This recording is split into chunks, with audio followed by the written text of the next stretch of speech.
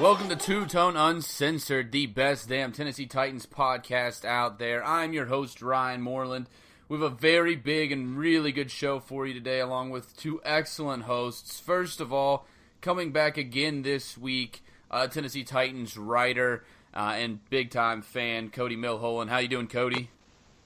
Hey, man, I'm doing great. This is 2 weeks in a row, so let's see if we can keep it going.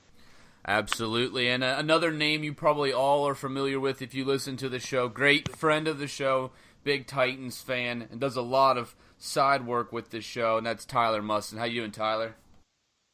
Actually, a little depressed. The NFL season is officially over. The only thing we have to look forward to now is free agency and the draft, and then we're basically in a lull for, the foreseeable future until next fall. But next best thing is to talk some Titans. Absolutely the case, and it does hit you. It hit me today. It's like, man, it's over. It's a long ride to get to the NFL draft, and it's, you get excited. I know you guys are big draft guys as well. You get excited and you get all prepared, and then it's the draft, and then another long stretch where really that stretch there's nothing but baseball on sports-wise, and you just started to get into the camps and stuff like that, and then finally football starts again. But we have a long road until then, and definitely not looking forward to that. But tonight on the show, we're going to get into first, before we get in, we have a lot of free agency stuff we want to talk about. We alluded to it last week when me and Cody were on that this week we'd get into free agency, start looking at players from other teams that we really like and think the Titans should target. But before we get there, a couple things we want to cover. First off, no new coaching hires since the last show, so if you want to get caught up with the coaching hires, you can go listen to last week's show, or go to www.ttupodcast.com, and right up at the top in the menu bar, you will find the coach tracker. I've been updating it every day. Anytime we get a new coach hired, I'll throw them up there. So if you want to stay updated, check that, once a day or once every other day. Try to stay up and figure out who we have and who we don't have. Of course, all of those are linked to give you more information on each coach. But we went in depth last week on the coaches, but Tyler wasn't here with us. And for those of you who don't know, Tyler is, not along with being a diehard Tennessee Titans fan, is also a huge Ohio State Buckeyes fan. So obviously the connection with him and Kerry Coombs is something that we wanted to talk about. Tyler, we were talking last week about how much we like this hire. Me and Cody both said it might be our favorite hire out of all the coaches that we got because of his prestige and what he's been able to do at Ohio State, and really has been defensive back university. Are we right to be that excited? Just how good is Kerry Coombs, and how excited were you when you heard this? I was extremely excited. I was probably as excited as I was when I found out Mike Vrabel was the head coach. Watching Ohio State football really closely over the last, over the course of my life, I've watched a lot of Ohio State football, but I've watched even more in the time that Kerry Coombs was the DB coach. And he coached from 2012 to 2017. And during that time, he's produced multiple first-rounders. You've had Brad Roby, you've had Marshawn Lattimore, Garyon Conley, who was it? Eli Apple was the other one. Lattimore actually won Defensive Rookie of the Year, and if you remember, he was the one that I was pushing for us to draft, really hard for last year. But it just goes to show that, he doesn't have a lull in his improvement. Like from year to year, his cornerbacks are constantly improved.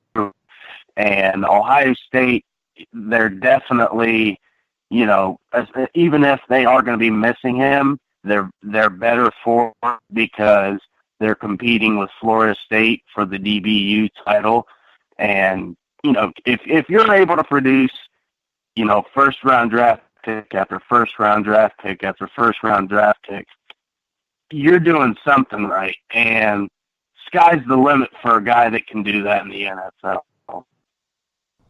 Especially exciting with a guy that has this track record of being so good at getting young cornerbacks to really see their potential and get them to really sometimes even go beyond what a lot of people think their potential is. That's also exciting when you think about how young this secondary is for us. Our cornerbacks, if Adoree Jackson just got out of his rookie year, LaShawn Sims is going to be heading into his third year. Logan Ryan even is only 26 years old. There's a lot of guys that we have that are really young. So a guy that has had that much success coaching young corners coming into a group that has a lot, I mean, it seems like a perfect fit. Yeah, and also Coombs, with all the first-round draft picks that he's accumulated, he also has another one coming this year who, as little as we may say, cornerback's not an extremely pressing need anymore, which we'll probably get into later on in the show, and, you guys will cover it later on down the line. But Denzel Ward is an extreme option. He's going to be another first-round draft pick, which is just continuing that trend of good cornerbacks that Kerry Coombs has under his belt. If he can take average players and get the best out of them, you're basically turning average players into first-round picks, just like that. You're absolutely right, and definitely a guy that's been on my board for a while.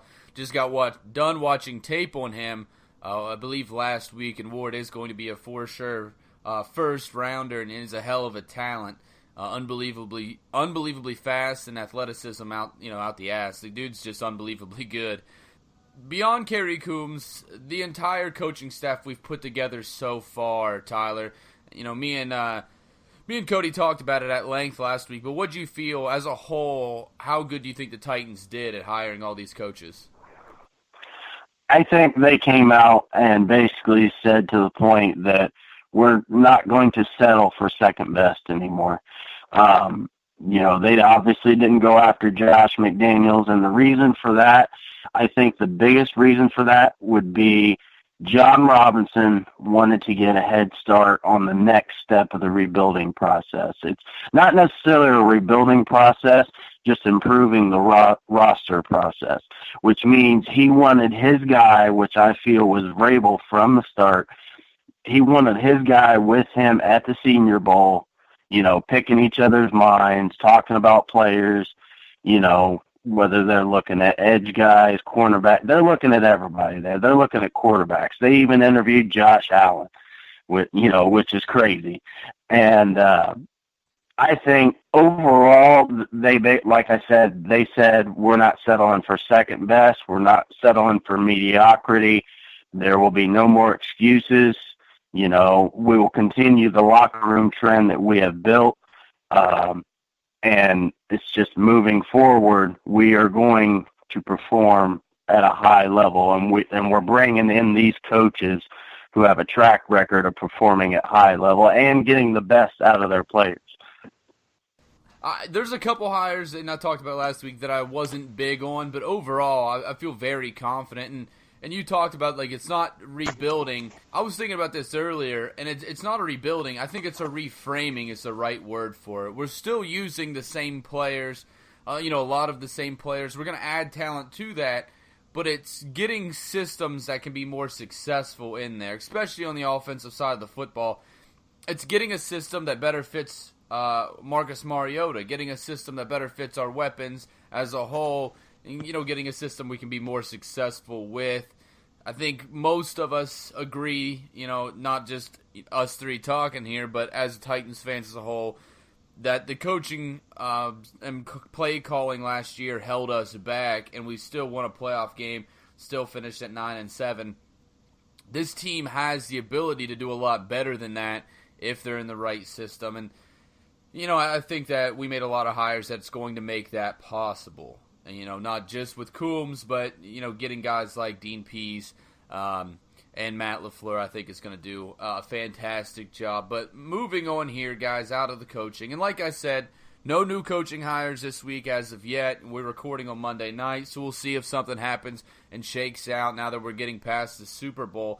But speaking of the Super Bowl, last night, I wanted to bring this up real quick, guys.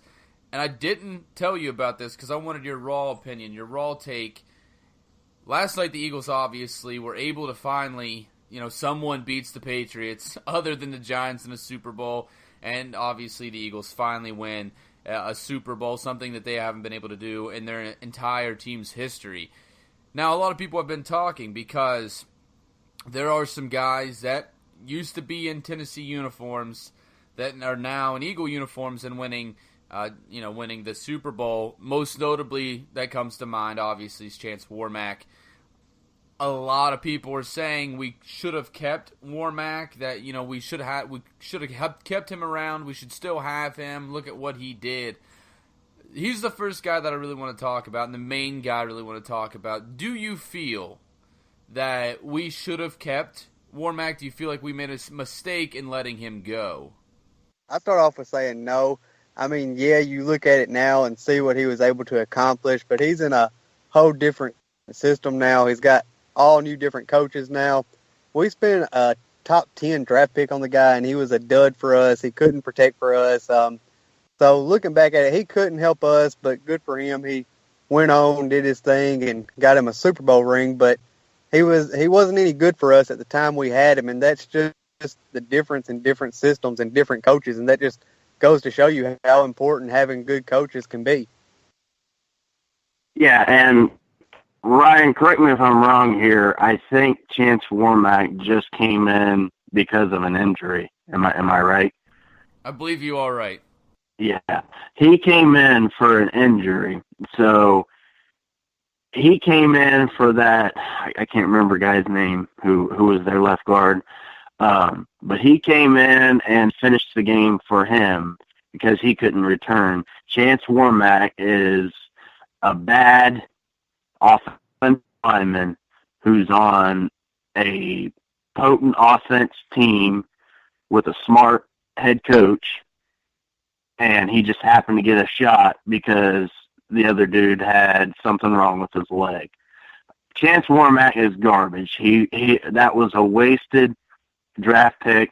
If you're taking top 15, which I think, what was he, 12th, 10th, something like that, and if you're taken there, you're expected to be a Taylor Lewan. You're expected to be a Jack Conklin. You're expected to be those kind of offensive linemen. You're not brought in on a 4 to 5 year deal with big money to basically play, carrying around the equipment to practice the practice. That's basically what he did for the Philadelphia Eagles. He is absolutely garbage. Isn't Kenny Britt also on the Philadelphia Eagles? Kenny Britt was No, on Kenny Britt was Patriots. the Patriots. Yeah, Patriots. Okay. All right. I for some reason I was thinking he was the Eagles. Well, he's on the Patriots too. He played in the Super Bowl as well. But I'm pretty certain he didn't even get a chance to see the field at all. So, well, one more quick thing. When you look at it, the Eagles system compared to what our system was back when Chance Warmack was with us, the Eagles have a system built. They run a lot of RPOs, of course. Everyone's seen that on the pregame show. It's designed to get the ball out of the quarterback's hands more quickly. Back when we had him, we had Ken Wisenhunt as our coach, and our system was overly complicated, I guess you could say. Players always had to think and always had to make sure they was checking their X's and O's, and it was causing us to hold on to the ball a lot more longer than what we had to, especially with the receivers on the outside with all their job duties. And even Taylor the Ones talked about it, how if they're in this front, we do this. If this guy's here, we do this. And there's like 6, 7 different things you had to do based on how the defense was just lined up, nothing else from motions and all that other stuff. That's a big part of why Chance Warmack didn't have success is we did have a complicated offense, but he's not a bright guy. He's not a high football IQ guy. He's a guy that you need to put in one-on-one matchups and just let him tear somebody up. He's a road grader, but he's not very bright. And that's been a problem with him throughout his entire career, not just with Tennessee, but I'm looking at his Pro Football Focus. And by the way, Tyler, it was 10th overall in that draft is where he went. his Pro Football Focus grade for the season's a 48.6. Now, he did have a really good playoffs. He had a phenomenal playoffs. He played a really good game in the Super Bowl. But this season, he played like shit. I mean, he played like shit for most of the season. He got lifted up because the rest of that offensive line's very good. And they're really good. If we brought Chance Warmack back, he would blow some plays, but he would look, for the most part, pretty good in most games because we have 2 bookend tackles. We have a guy in Quentin Spain that's a pretty solid on the left side. We have a guy in Ben Jones that's a veteran leader and a hell of a center. So when you're surrounded with talent like that, it's easy to look good. I agree exactly with what Tyler said. No way. I think we did the exact right move getting away from him. He was too expensive. He wasn't producing. I mean, it's simple as that. There's always going to be that, though, that, oh, he just won a Super Bowl. Did we make a mistake? And people bring up the fact that Blunt used to be on the Titans for a little bit. I think a lot of people, may not remember that. And it's some guys blossom because of coaching elsewhere, whether it be their scheme or getting into behind a coach that knows how to teach you to get to the next level. And, Tennessee hasn't had a solid coaching structure since Jeff Fisher, really. If you think about not like being consistently good, but just being consistently there. We spent a couple years with Munchak. We spent not even 2 years with Wisenhunt. Spent a couple years with Malarkey. We haven't had a consistent player personnel to stay there to work with guys to get them to that next level. I think that has a big part in it. Why you see guys leave and have success is because we don't have like these coaches that are staying there working with these guys that know where they're at and know where they need to go. Because when you come in, you have to learn where everybody's at and learn what they need and don't need. That's part of the job. One of the many things you're going to do. And when you have bad coaches and coaches, coming in and out, of course guys aren't going to reach their potential in that kind of system. Now, I feel like this coaching staff, for the most part, outside of, Matt LaFleur, which we were talking about last week, are going to be here for a while. I think Dean Pease has said on record he doesn't want to be a head coach. He likes being a defensive coordinator. Obviously Vrabel, I think, is going to stay. A lot of these guys are going to be here for a while. And hopefully, that will kind of eliminate some of these guys leaving and then performing excellent elsewhere. Zach Brown didn't play in the Super Bowl, but he comes to mind as a guy, was trash for us. He leaves and he reaches his potential. But that's a big part, is we just don't have good coaches and haven't for a while. And for good players to become great, you need good coaches. Yeah, and it also falls in the line with ownership and general manager too comes along with that, because not only were we screwed down the line because of poorly drafted players like Chance Warmack, like Kenny Britt, et cetera, et cetera, et cetera, Zach Brown, for instance, we were screwed over because apparently they thought that they had talent, and when they had none. The only time they displayed talent was when they had, others around them to inflate them. And, there's a double side to that. Players that actually had some hidden talent were screwed over, like you said, by the coaches, a la Zach Brown. He's constantly top of the league, tackler, middle linebacker, and we pissed him off, and he didn't want anything to do with us anymore. I've had Twitter wars with him over it, calling him a sellout and everything, but I understand, he was pissed at our GM, our ownership, and our coaches, and, we made the correct decisions when J-Rob came in and said, we're not doing this anymore. We're not bringing in mediocre players to play mediocre football. Since the topic is free agency, it kind of makes me wonder that we've got all new ownership now. Well, front office, I guess you could say ownership too, all new coaches. And there's a lot of players that we used to have who were good but did better when they left us. It makes me wonder, even though they left on bad terms, if they would actually come back due to us having all these new people and all the old people going. It's kind of do they hate the location now, or are they all right with it and would be willing to come back since all those people are gone? So that's kind of the thing where you'd kind of be on the fence about that, and it probably depend a lot on the guy's personality. Just out of curiosity, Tyler, you mentioned the Twitter wars. Zach Brown ever block you on Twitter? No, he did not go full Jalen Ramsey on me and block me.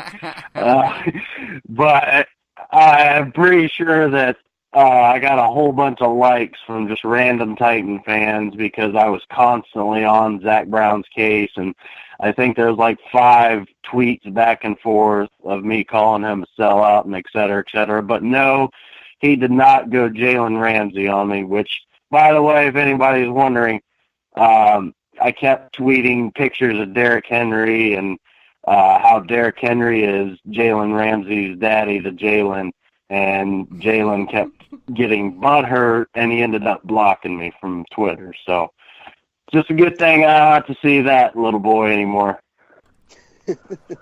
Tyler, being your friend has paid off dividends more than once. You do a lot for the show and stuff, but that might have been the best thing, that like the best reason of why I'm glad I met you was watching that like Jalen Ramsey shit, because it was perfect. Tyler was after him like every day, going after him on Twitter. But moving on now, I think that we can end this segment by saying we're on agreement that just because he looked good in the playoffs and looked good in the Super Bowl, at the time we got rid of him, Chance Warmack was wanting too much money, wasn't performing, and still is not a good player. He's just fit a system he's a little bit better in. He's still ranking really low. You know, Pro Football Focus has him rated really low. It's not that he's a good player. He's fit a system that's better for him. He's getting like better coaching than he would have gotten under the system he was in when he left. And it just didn't fit what we were doing, and he just wasn't productive. So I think all of us are in agreement that it's a good thing we moved on from Warmack. But moving on to the next thing we want to talk about here, and the last thing we're going to bring up before we get to free agency talk is, I'm sure a lot of you have seen this, but we want to give a little bit of praise to Robert Brazile, who was an Oilers linebacker in the 70s and 80s, and he got elected to the Hall of Fame. You know, he joins a long list of, Warren Moon and Munchak and Bruce Matthews, a ton of guys. And you hear everybody talk about Robert Brazile, and he was before my time. I was talking to you guys before about this. He's before my time. He was a name I was definitely familiar with. So I went on this morning. I got up early and watched some tape on him. Just watched some of his old games and found some highlights. And holy shit, was this guy a monster? Just a monster. Everybody since he's got into the Hall of Fame now has said, why did it take this long? What took so long? 10 seasons he played in the NFL, never missed a game in 10 seasons. That in itself is spectacular. 7 consecutive Pro Bowls out of those 10 seasons, and 3 times he was All-Pro. A fantastic resume, and a guy that really deserved to be in the Hall of Fame long before he actually got it. But finally, he gets his gold jacket. He gets his bust in the Hall of Fame. Well deserved, and congratulations. Yeah, by far. Like you mentioned, yeah, he's definitely before our time.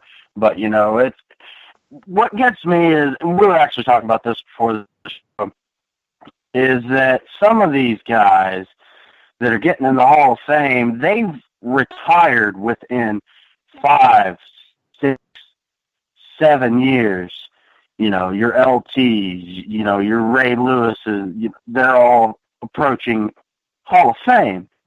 This guy it's been over 30 years, and he's just now getting in. I think you need to take care, unless you're like Tom Brady, you basically shouldn't be a first ballot guy. Unless you're an LT, yeah, I could see LT.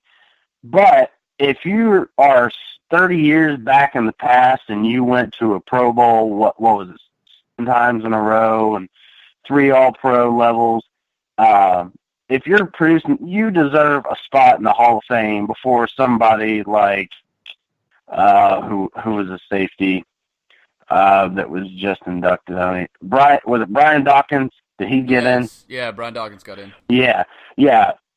Put Brazile in before Brian Dawkins, is even mentioned. That's what I have an issue about the Hall of Fame induction is you're addressing these modern players that you know first, but you're forgetting guys in the past that have performed well as well.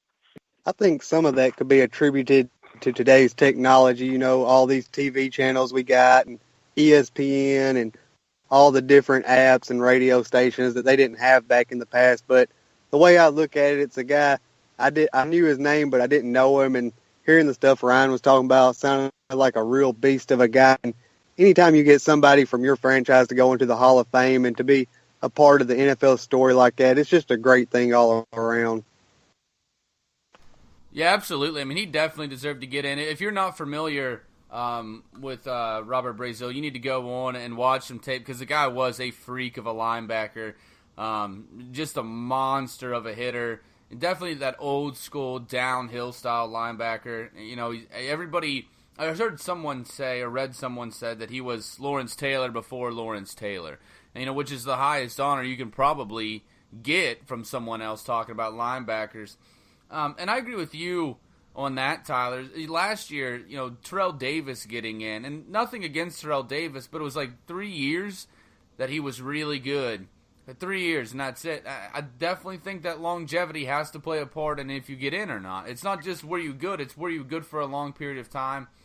And he got in before guys like Terrell Owens. And I know that that's a guy that's been a lot of people don't like because of his attitude, because of the way he presents himself.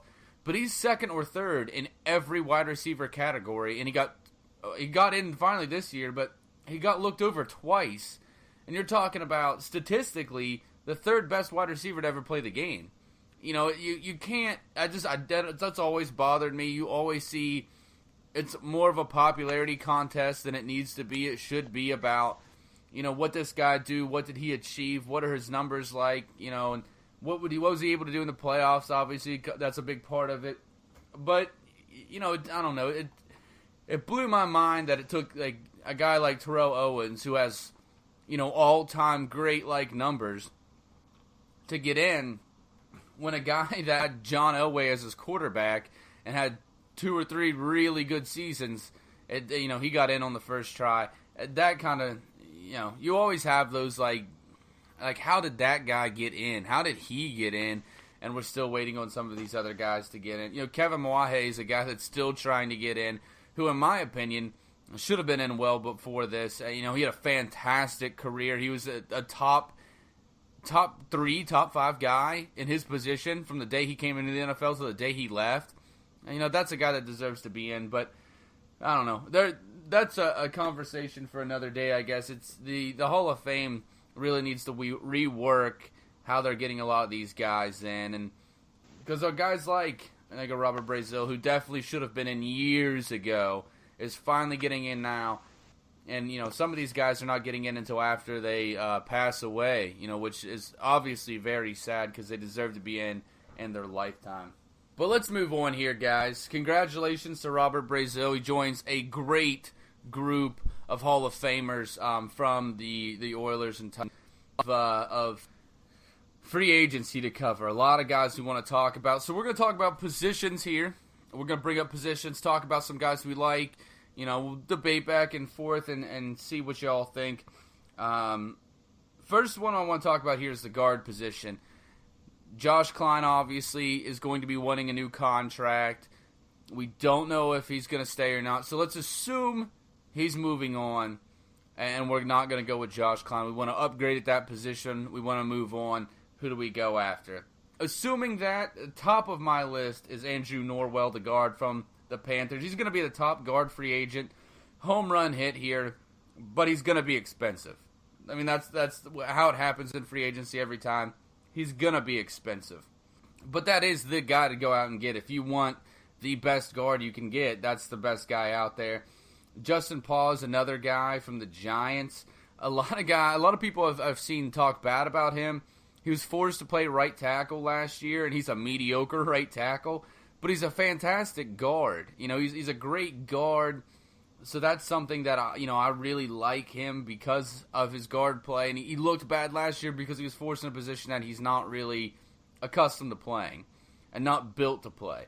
But not only is he a great guard, I think his price tag is going to be a little lower than it should be because some people might be overlooking him because of the way he played right tackle last year. But also, if you need a right tackle in a pinch, he can come in there and be okay. So versatility is always welcome. When it comes to football players at this level. Those are my top two guys I'm really looking at. There's a couple others, but let me get your guys' thoughts on the guard position. My top one would have to be the same as yours. Andrew Norwell, he's one of the free agent targets I feel we should go after. One of the top ones we should be targeting.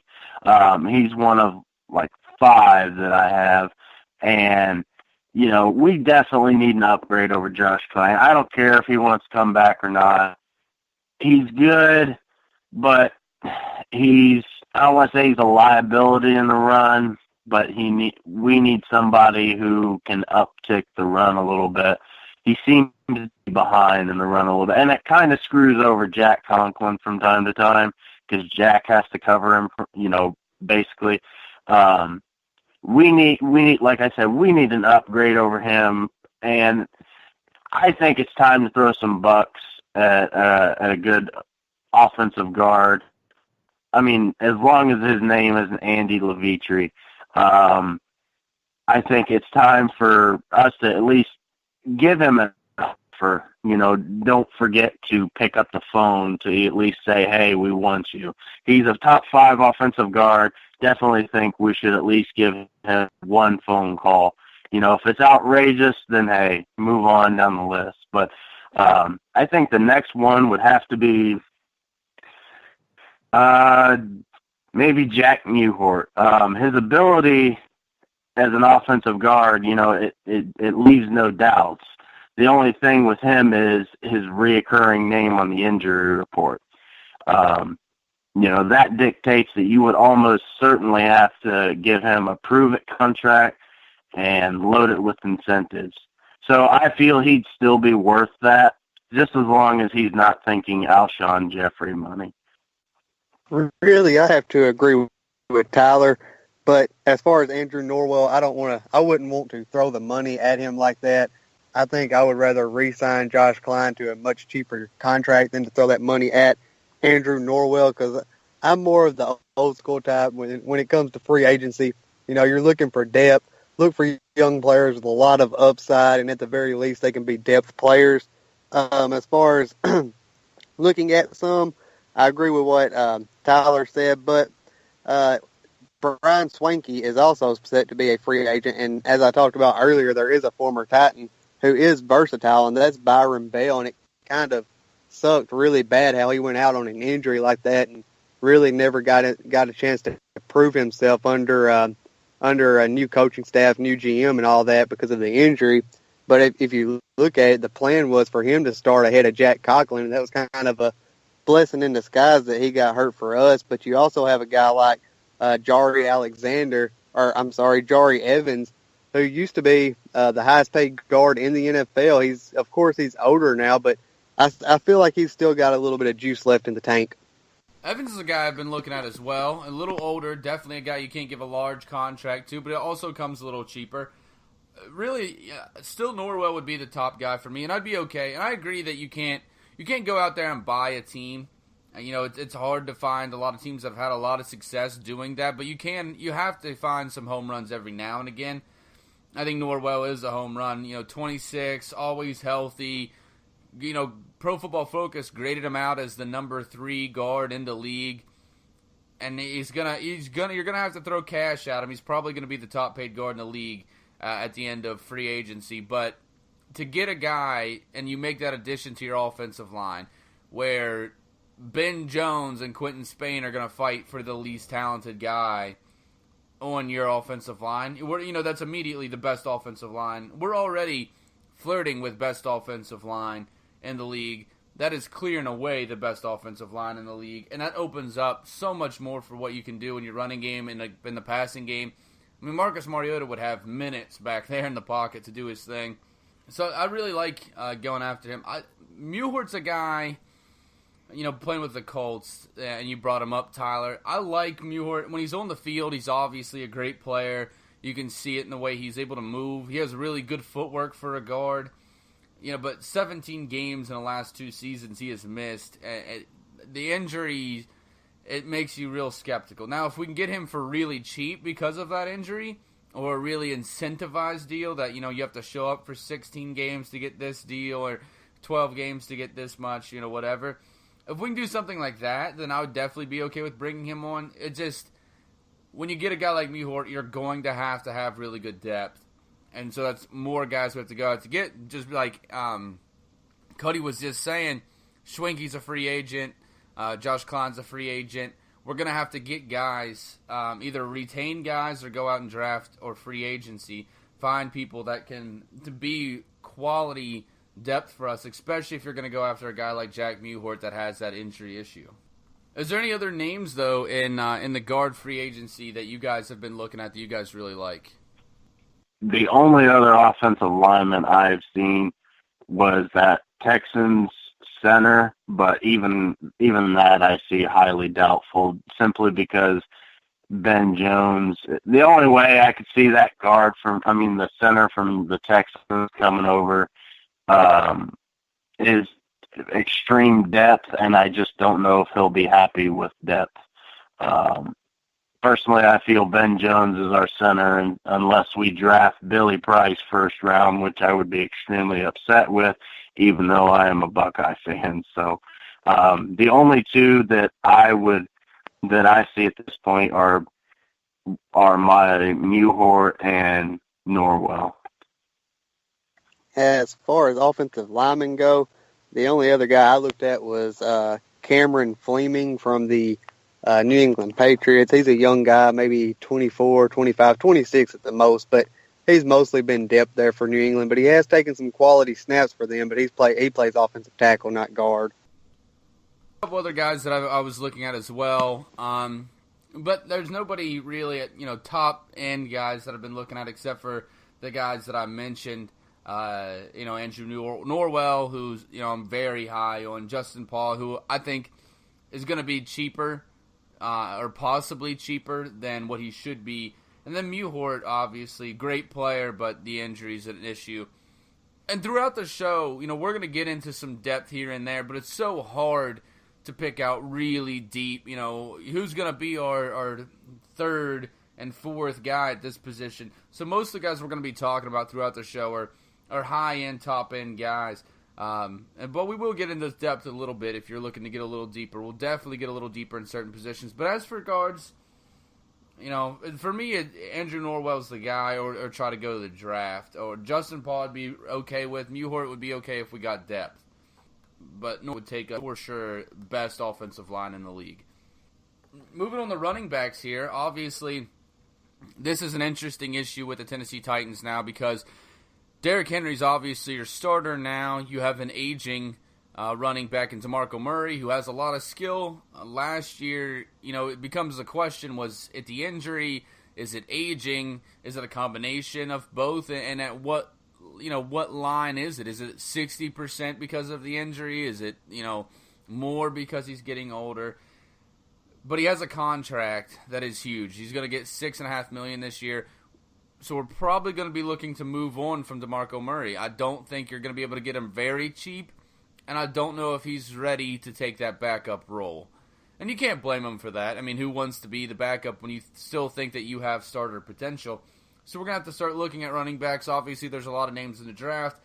But here's some names that we're going to be talking about throughout free agency as some guys that can do it. The first two guys that I'm going to bring up, and these are really in no order for me, are both from the Patriots.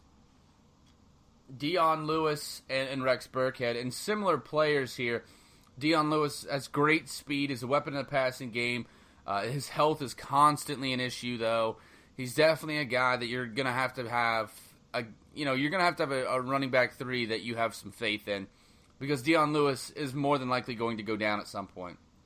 Burkhead's a lot more healthy than that.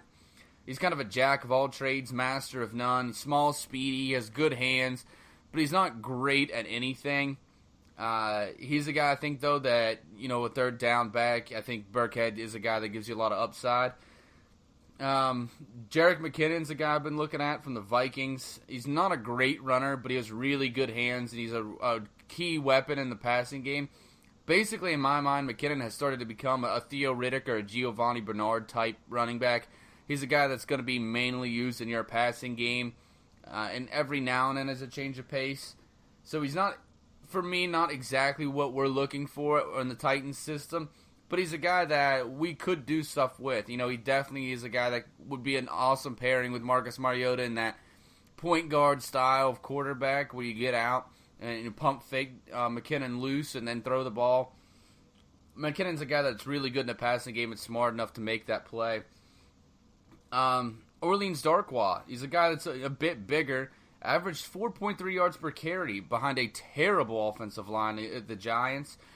He's not, a lot of people are looking for this, the smash and dash, the speed to combination, behind Derrick Henry's power. But I think I would rather get the better running back than get the running back that I want to fill that specific role. So Orleans Darkwa is a guy that's a bit bigger, but I think would be a great running back too. He's averaged a really good average behind a terrible offensive line, had really good runs, caught fire toward the end of the season as well. Another guy that fits that same model is Alfred Morris. Morris has had success now with the Redskins and the Cowboys. Obviously, Cowboys with that offensive line are easy to run behind. But he has had a really good, I think he's like 4.7 yards per gain or something like that in the last 2 years. He's very, very productive. He's a guy that's big and physical. So it'd be, it doesn't fit that role that everybody I think is looking at. But if he's the best back available and you can get him at the right price, wouldn't you want the best available player? Morris could be, that guy. So more of smash and smash than smash and dash. But out of this list, for me, I like Morris. I like Darkwa a lot. I think those two don't fit that speed back type. And if you really want that, I think your best case is to probably go to the draft. But they're two guys I think would be great backups to Derrick Henry and give us, get some carries away from Derrick Henry. Make sure he's healthy for a season and we're not riding him like they did at Alabama. So, for me, I like Darkwa and I like Morris a lot. Probably Darkwa a little bit more because of his age. Yeah, and, I, too, am definitely sold on the reality that DeMarco Murray won't be on the team to July. That means that a free agent target is definitely in the works. And, it basically has to be either that or the draft because our version of the flu isn't scaring anybody. And, I've seen some fans are like, oh, is it possible for Le'Veon Bell? I'm like, if you're thinking Le'Veon Bell, dream on. It ain't happening in a million years. And, well, not only his attitude, but it's just not going to happen. So, some players that I went through and checked out, the biggest one I would be interested with would be Jeremy Hill. He regressed a little bit this year, but he's like another player I'll be mentioning later. His regression is probably the best thing for us because it would be Hill, it would be Joe Mixon, and Giovanni Bernard.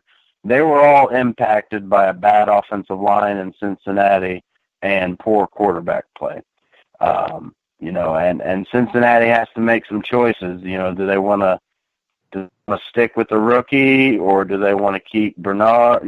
What do they want to do? And I think Jeremy Hill could be a nice change of pace as opposed to a Derrick Henry, bruise him kind of a running style. The other one that I had was yours, Rex Burkhead. He could be a very great plug and play, receiver and runner for Marcus. Seems he's Tom Brady's security blanket. That's not named Gronk, Amendola, or Kevin Hogan. And, he might command some money, but I don't think it's going to be anything too expensive. So he could be a reasonable price acquisition. Another one I saw, but highly unlikely, because of, his status in the league, is Carlos Hyde. He's probably a starter. So I think if Carlos could settle into a rotational role, he'd be the best free agent running back we could get, because he was one of the few prized possessions on the 49ers for several years, and, he still performed to high standards. Now you give him a good quarterback, wide receivers, Pro Bowl MVP, tight end, an O-line, and now a new OC.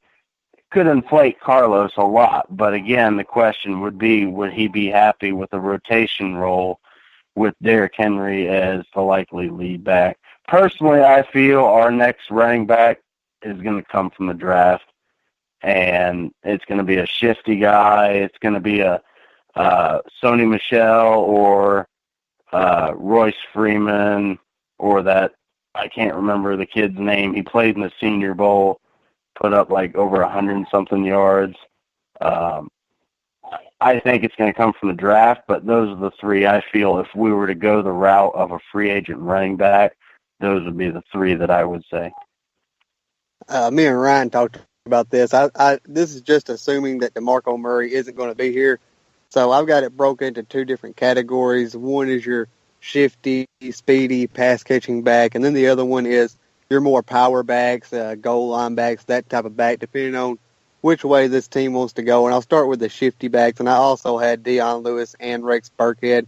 The way I look at it is Dion is more shifty, more quick, better in tight space, but Rex is a better pass catcher. I mean, the Patriots even lined him up out on the outside running slant routes and things like that. And Dion can also help you on special teams. The Patriots used him as their return man, but his health is a big concern, and I would like to use him less than what the Patriots do if we did sign him, maybe specifically for that third down role or specifically for those passing downs. But another guy I had on this list, he's an older guy as well, but he used to be one of the best running backs in the league, and he's settled into that third down, that change of pace back, and that's Jamal Charles. What he's doing with the Broncos now, he's the third down back and the breather back, and he's accepted that role, and he's done a decent job at that role.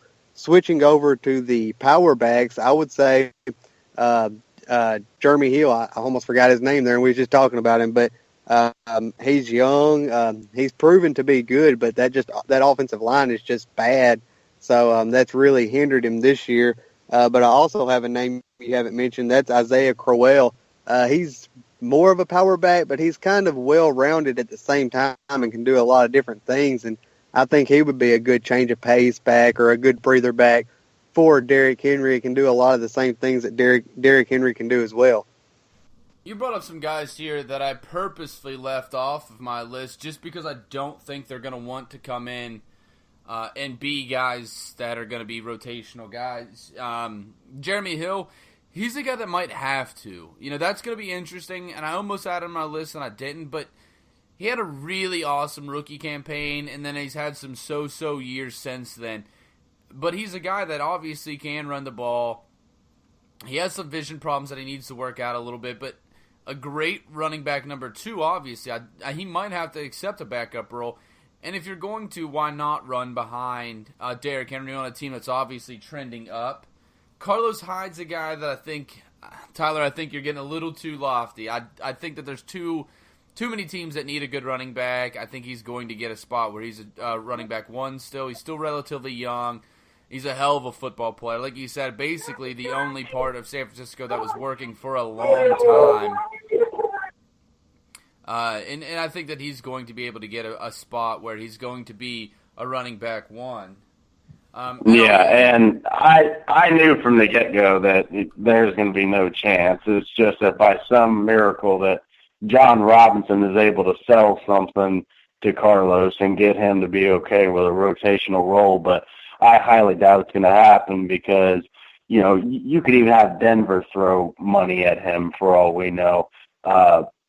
Somebody's going to need Carlos, and they'll throw money at him to get him out of San Francisco if he wants to go. Right, and there's a lot of teams out there that could use a guy like Carlos Hyde. Le'Veon Bell, I have heard people bring that up, and he's going to want unreal money. He's a selfish guy. He doesn't fit what John Robinson and Mike Vrabel are going to try to do with this team.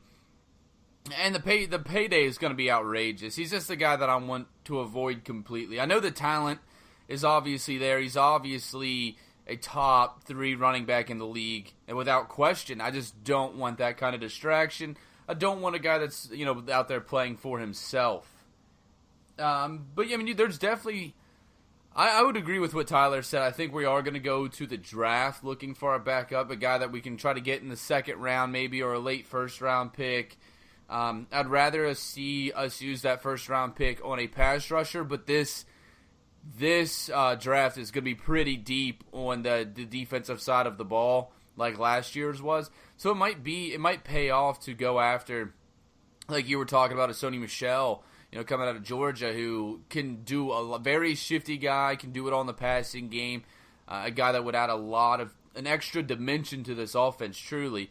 A guy like that, if you can get him later in the first round and then possibly get your pass rusher in the second round, it'll depend. And, John Robinson, obviously, and his staff, I think, have done an excellent job so far. And they'll look and try to find the right answer, but I think it's going to happen.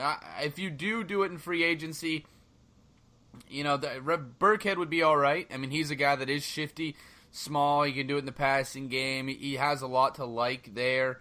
He's a guy that I always refer to as slippery. He's hard to wrap up and tackle. Even though he's a little guy, he's just so shifty and his footwork is so clean. If you want to go that way, Alfred Morris and Darkwa, I think, would be great pickups. I think a lot of people are overlooking Orleans Darkwa. He's a guy I've been pretty high on.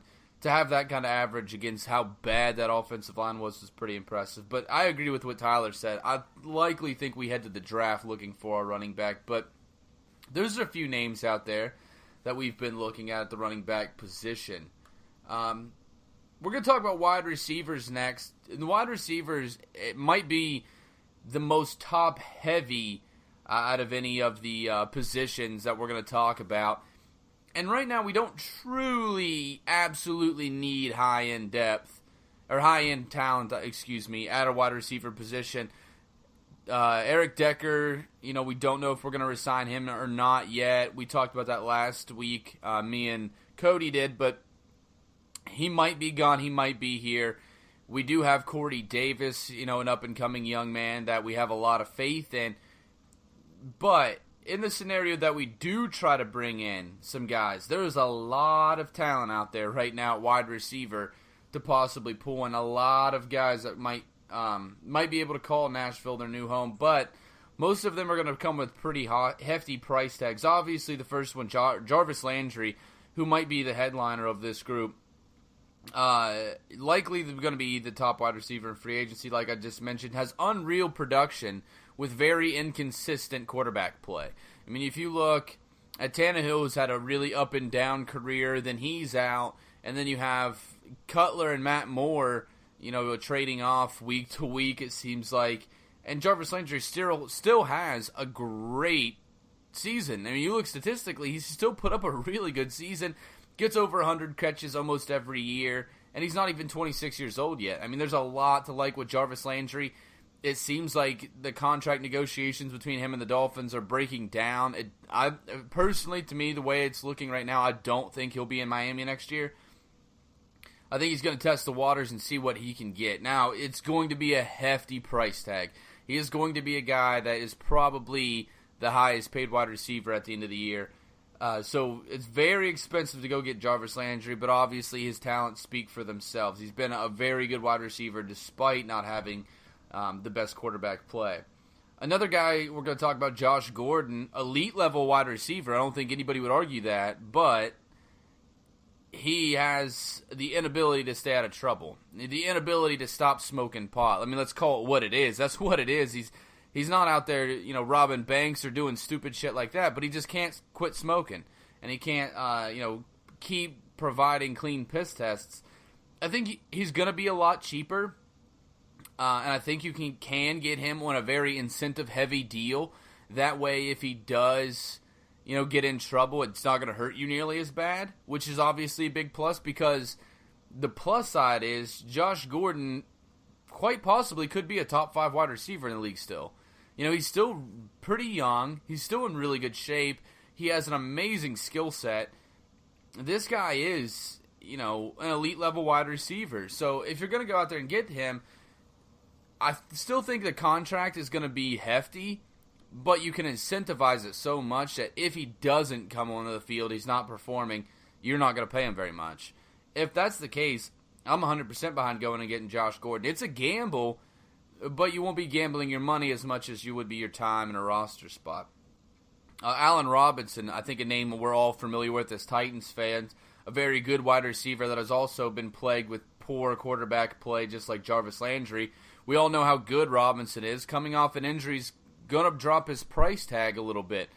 So, you're going to have to look at that injury and have your team doctors look at Robinson. But if he comes back and he's healthy, he's ready to go, he's obviously a guy that can come in almost any system and be a wide receiver one. Ultra-talented guy. We've seen him do damage against us, so a guy that I think would be interesting to bring in. Terrell Pryor. And I know there's a lot of other names out there, and I'm sure you guys are going to bring them up. But Terrell Pryor's the last guy I wanted to bring up right now. He had a down year with the Redskins, but I really feel that was the way that they used him more than it was him, having a bad year because he's not as talented or whatnot. I think Terrell Pryor's a guy that as soon as you get him an open field, he might be the deadliest player in the NFL in the open field. He is a guy that can make plays out of nothing. He can do it all. He can pass, he can run, he can catch. He's a jack of all trades. And I feel like the Redskins tried to make him more into a conventional wide receiver, which you just can't do. To get the best out of Terrell Pryor, you have to game plan for Terrell Pryor. That's up to the coaches in order to do that. But if you bring a guy like him in and you do game plan for him and make plays specifically for Pryor, he's a guy that can get you chunk plays left, right, and center. So he's a guy I'd definitely be interested in bringing in. It adds another layer to your offense. It adds, a lot of plays to your playbook. We kind of saw what Adoree Jackson could do with the offense early on in the season. Terrell Pryor's that kind of player. He's a gadgety for sure. I won't quite call him a gadget player, but he's gadgety. But he's a guy that can add another layer to your offense. I think would be a great pickup. And I think because he had a down year statistically, Terrell Pryor's going to be a good value pick. He's going to go cheaper than what he should, especially with the guys I just mentioned on top of him. Terrell Pryor is probably, the 4, 5, 6th receiver in free agency, so he's probably going to go for pretty cheap, and he's going to add an immediate lift to the team he goes to. What are some names that you guys are looking at? The biggest one that I had my eye on, to be honest, because frankly, I don't see us throwing money at either of the top of the board free agents. Only one I could see was Jarvis Landry, but personally he's a no from me because it just seems like he's a boat rocker, a locker room cancer, name your cliche. The number one, and he's the number one that I would pick, and it's not in the order that they would have them ranked, like they would rank them, the top free agents available. He's actually one of the ones to the bottom of the free, and it would be Marquise Lee. When Allen Hurns and Allen Robinson went out, Marquise Lee became Blake Bortles' favorite guy. Even though he couldn't hit him hardly ever, being Blake Bortles, he was one of many Jags wide receivers that was undercut by Blake Bortles. But like I said, he was his favorite target for most of the year. Hopefully their salary cap situation, catches the Jaguars cutting players and selling crack to try to scramble for some free agents. And Marquise Lee, he would add another shifty element. He would be another Taywan Taylor speedy kind of a guy, but he's proven that he has the ability to catch the ball, which, I wish Eric Decker knew how to at age 31. another one that I saw was Taylor Gabriel, and it's probably good for the transition of offensive coordinators in Atlanta because, he had a poor output, which basically makes him expendable for the Falcons, but he basically be a gem in the middle for us. Personally, I'd like to see Taywan and Taylor, in a 100-yard race, pun intended on that. Taylor Gabriel also could be that Marquise Lee. In a 4 wide receiver set, you have Corey Davis and Rashard on the outside, and then you have Taywan and God, that's a tongue twister. You have Taywan and Gabriel on the insides, and you have your speedy guys. So I think that could add the speed element, make us extremely dangerous in the slot. And Paul Richardson would be the last one that I would target. He just seems like he's stuck behind Doug Baldwin. And, Doug Baldwin gets the majority of all that action in Seattle. So I think if he's given the opportunities, he's going to make the most of them. And I'd definitely like to see what LaFleur can do with him. You guys ready for this? I've been waiting on this position group. I might be a little bit long-winded here. The way Ryan mentioned earlier, the top 3 of Jarvis Landry, Allen Robinson, and Josh Gordon, what I've been calling it here lately is the power 4 with those 3 to go along with Sammy Watkins. And I can rule out Josh Gordon right off the bat because as soon as John Robinson took over, he wants smart, tough, dependable, team-first guys. And, not being able to stay on the field because of substance abuse, that's not smart, and it's also not team first. It's not putting the it's not putting the team ahead of everything else if you're willing to put that above them. But the only 2 out of here that I can see the Titans either going for out of the top 4 would be either Sammy Watkins or Allen Robinson, and I think Allen Robinson because he'll be a little bit cheaper than Jarvis Landry due to the injury. But Sammy Watkins might be cheaper too because of all the injuries he's endured throughout his career, plus us hiring Matt LaFleur if he wants to follow his offensive coordinator to Tennessee, just come on. But the main guy that I got my eye on that I think is going to be a really, really good bargain is Bryce Butler out of Dallas, Texas, the Cowboys. The guy is 6'3". He has 4.3 speed, so right then and there he's got all the makings of a number 1 wide receiver with the speed and size combo.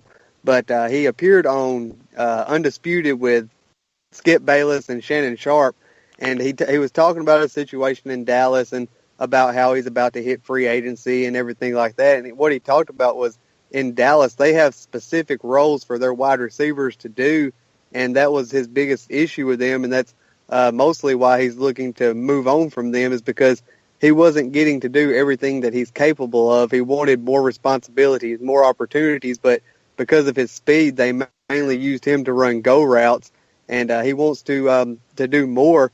And he even talked about, he has all the respect in the world for Dez, but he said that there's not nothing that Dez can do that he couldn't do just as well or even better, and he's proved that in practice. But, they got to go with the guy that they're paying all that money to in Dez Bryant. But like he said, he can do all that and do it just as well or better. So right off the bat, of course you can't just take his word for it, but if you can get him on the deal that he's probably going to go for, and he does come out and put up numbers like Dez Bryant, you automatically got a steal right there. And he said he's also going to take into consideration about what his role will be when he signs with a team, who that quarterback is, if the team is trending up and down. He's going to take all that into consideration whenever he signs with a team. The next guy I have is Danny Amendola, Patriots guy, John Robinson, Patriots guy. He's been with the Patriots forever, and he's basically the best man-to-man wide receiver that they've got. You heard him talk about it on the Super Bowl if you watch the Super Bowl with the announcers on it. So you look at those throws that he made, it wasn't Tom Brady threading the needle or fitting the ball in tight windows. This guy was running wide open a lot of the time when the Eagles are playing on man-to-man coverage. So if you get out and and Marcus diagnoses this man-to-man coverage, automatically he's got somebody to throw to right there. And then the last guy I have is John Brown, another guy that has trouble staying on the field because of health issues, but certainly a deep threat that could really stretch the field. Got a similar body type to Taywan Taylor, and I feel like he could take Taywan Taylor under his wing because a lot of the things, they look like they have a very, very similar skill set to me. Yeah, you brought up a couple of guys that I was hoping would be brought up here. First off, starting with Amendola, is a guy that not only, all the things that you mentioned, the body type, the speed, the hands, the ability to make plays at open field, but also coming from a team where he's won, Super Bowls, and he knows what it takes to get there, and you pay extra for that for sure. Everybody knows that in free agency, but with a wide receiver group that's this deep in free agency, he's probably going to go for decently cheap, and if he does leave New England, and he's a guy I think that could instantly be a weapon. You talked about Marquise Lee earlier, Tyler did. He's a guy that I also would definitely wanted to talk about. He stepped up big this year for them. I really think the Jags are going to try to retain him, especially if they can't get Robinson back in Jacksonville. But if he does leave, I think he's a guy that really is going to outplay his value. He does it right now with Jacksonville. I think he's going to do it where he goes to next. He's a guy that's sneaky good. You kind of forget about Marquise Lee, and then he has a brilliant game against you, and you're like, oh, this son of a bitch. Like he's sneaky good. Butler's a guy that has been going way under the radar, in my opinion. He's really good. If you watch, I watched a little bit of their camps last year and their training camp, and watching him line up and the way he moves off of the line. He has a lot of skills that you're looking for in a young wide receiver that can be groomed into something really special. I think he's a guy that's going to go for crazy cheap too, and has a lot of potential. He's a guy that's going to be low risk, high reward for sure. Sammy Watkins, though, is a guy that, man, he's so up and down throughout his career. Injuries have been a constant problem with Watkins. He's not a guy I'm really high on. It depends on where his price tag's going to be, because I still think he's going to be one of the top receivers in this free agency, so he's likely going to be expensive.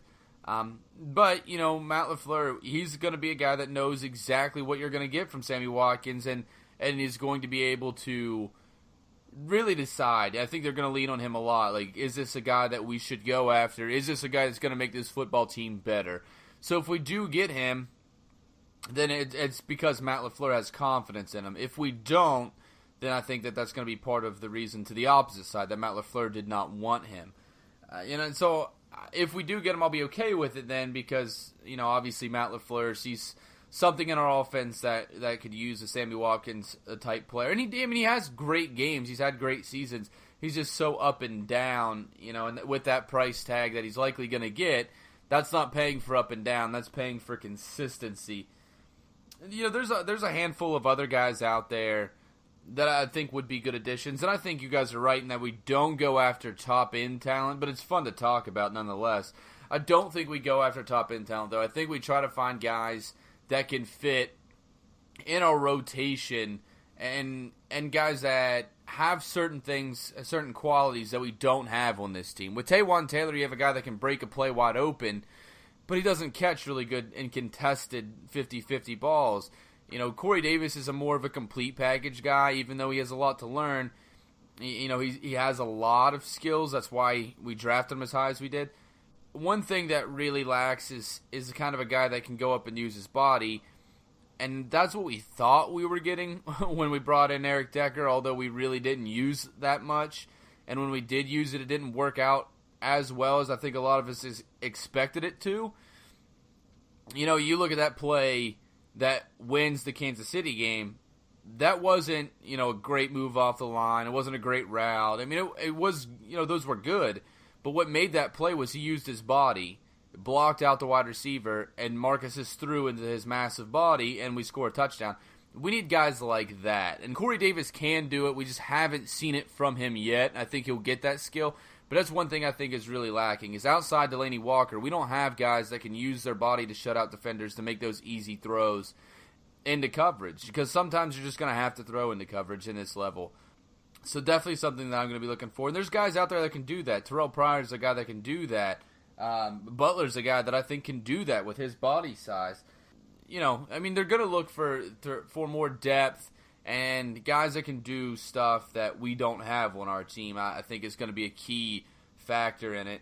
But it's fun to talk about the top-end talent because how exciting would it be to see Jarvis Landry streak down the field or Josh Gordon or Allen Robinson streak down the field for Marcus to throw to. But, I think those are also pipe dreams. I don't think it's going to happen. All right, we're going to move on here to probably the most fun position to talk about.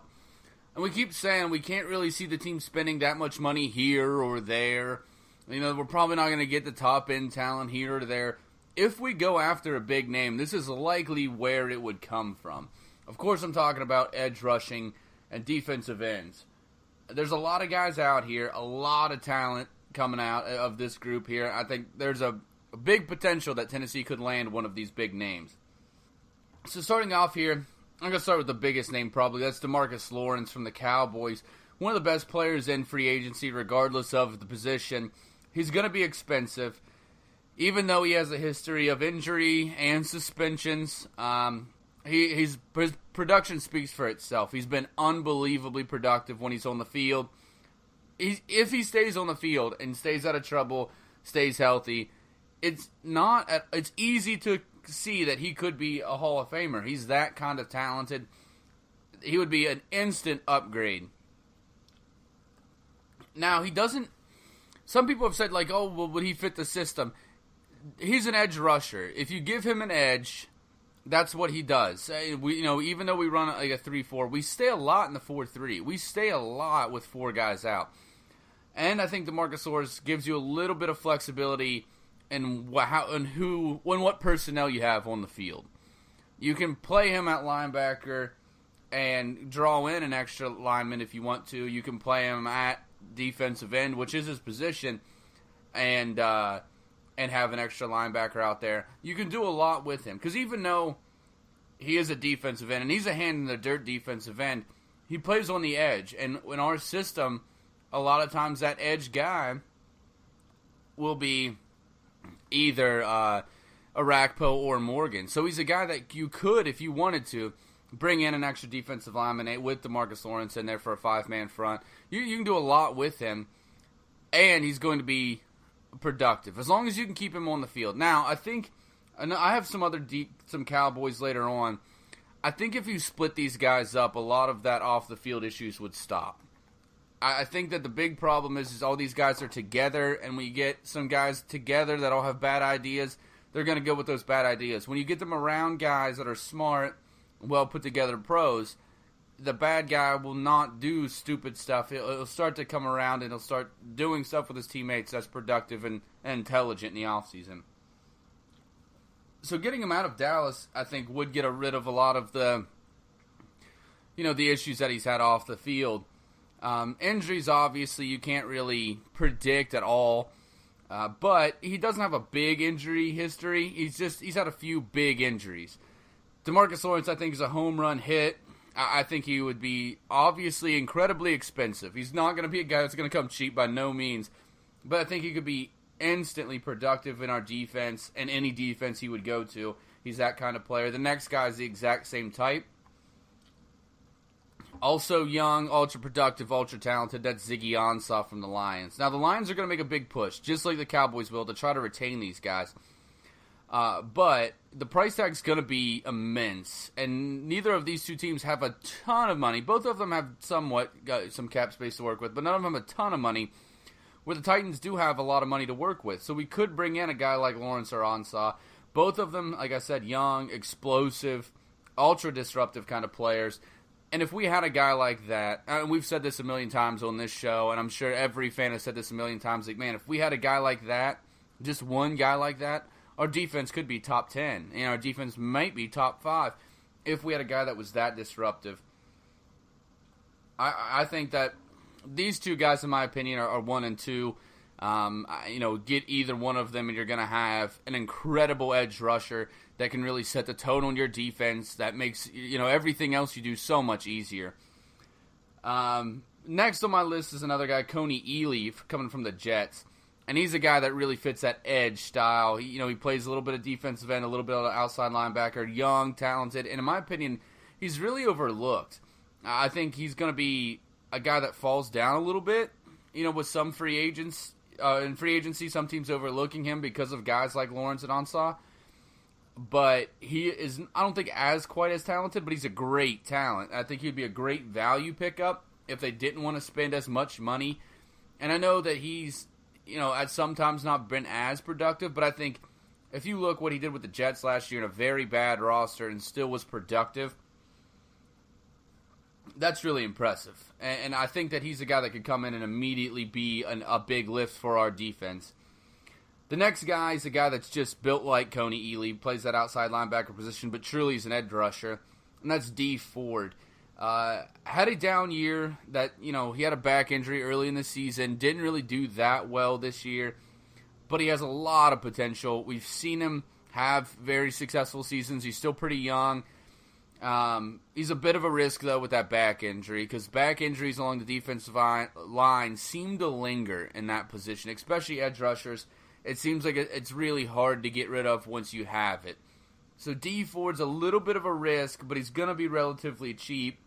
And I think a guy that could make a big difference. So those are my four. And I don't think it's the top four. I think DeMarcus Lawrence and Ansah are the top two. I think Ely and Ford are a little further down, but they give you, those two are more value picks. I think they're guys that are going to outplay their price tag. Lawrence and Ansah are guys that are going to get contracts so big that it's impossible to outplay your contract, but they're going to be worth it, down the line when it comes to how productive your defense is going to be with them on the field alone. Those two guys are, top level, elite level young defensive ends that are going to do a lot for your football team. So they're going to come with a hefty price tag. But who are some guys that you are looking at? Personally, the term edge and, overall defensive end, outside linebacker, that also depends on your scheme. And we've heard from Vrabel in his press conference that we're going to have defensive front multiplicity, which means we're going to be running 3, 4, 5, whatever need be. So basically, to sum it up, we're a multiple defense.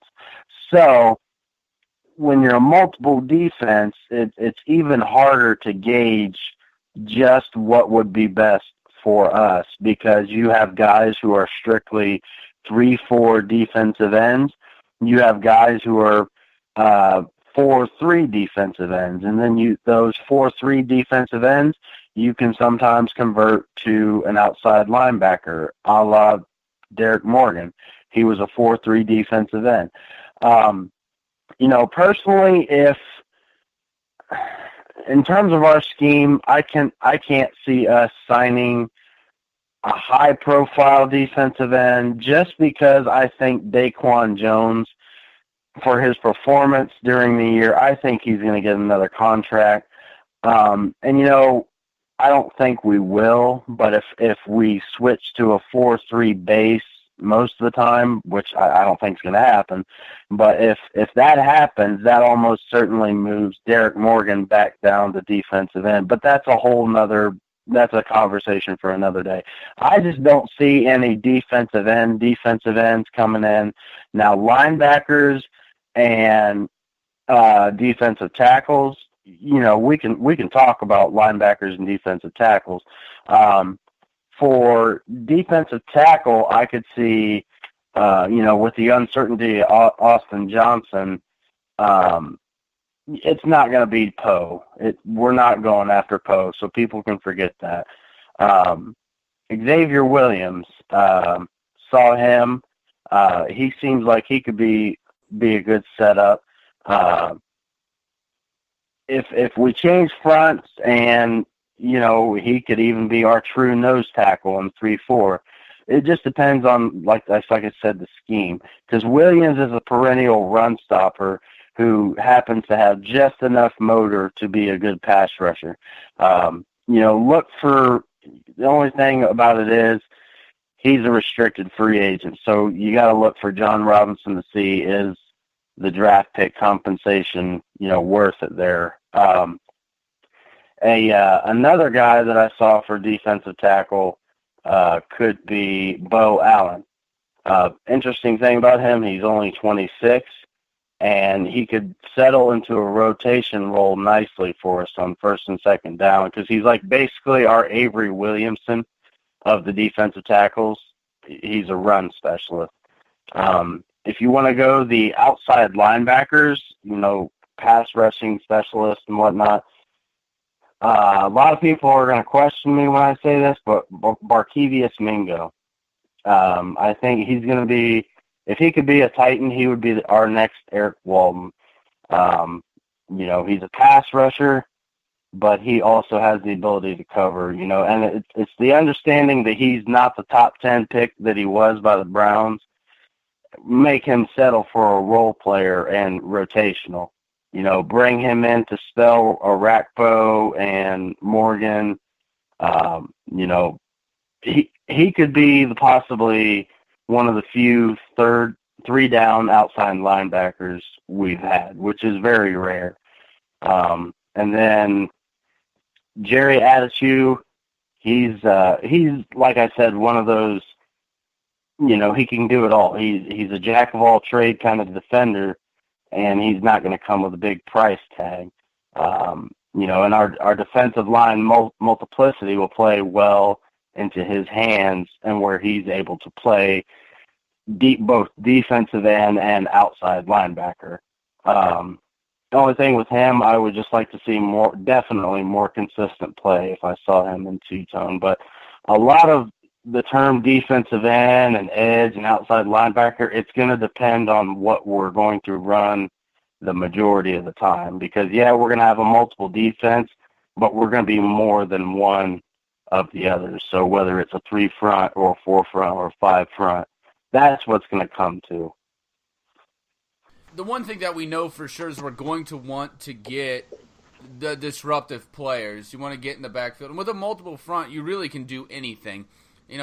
Truly the entire NFL runs multiple fronts. I think a guy like Ansah or Lawrence could really – you can't do a ton with them. You can't move them everywhere. But you can still do everything that you want to do. Just keep them where they're at and move everybody around them. That's the kind of player you're getting there. With Coney Ealy and D Ford, I think you're getting two guys that you can move around a lot.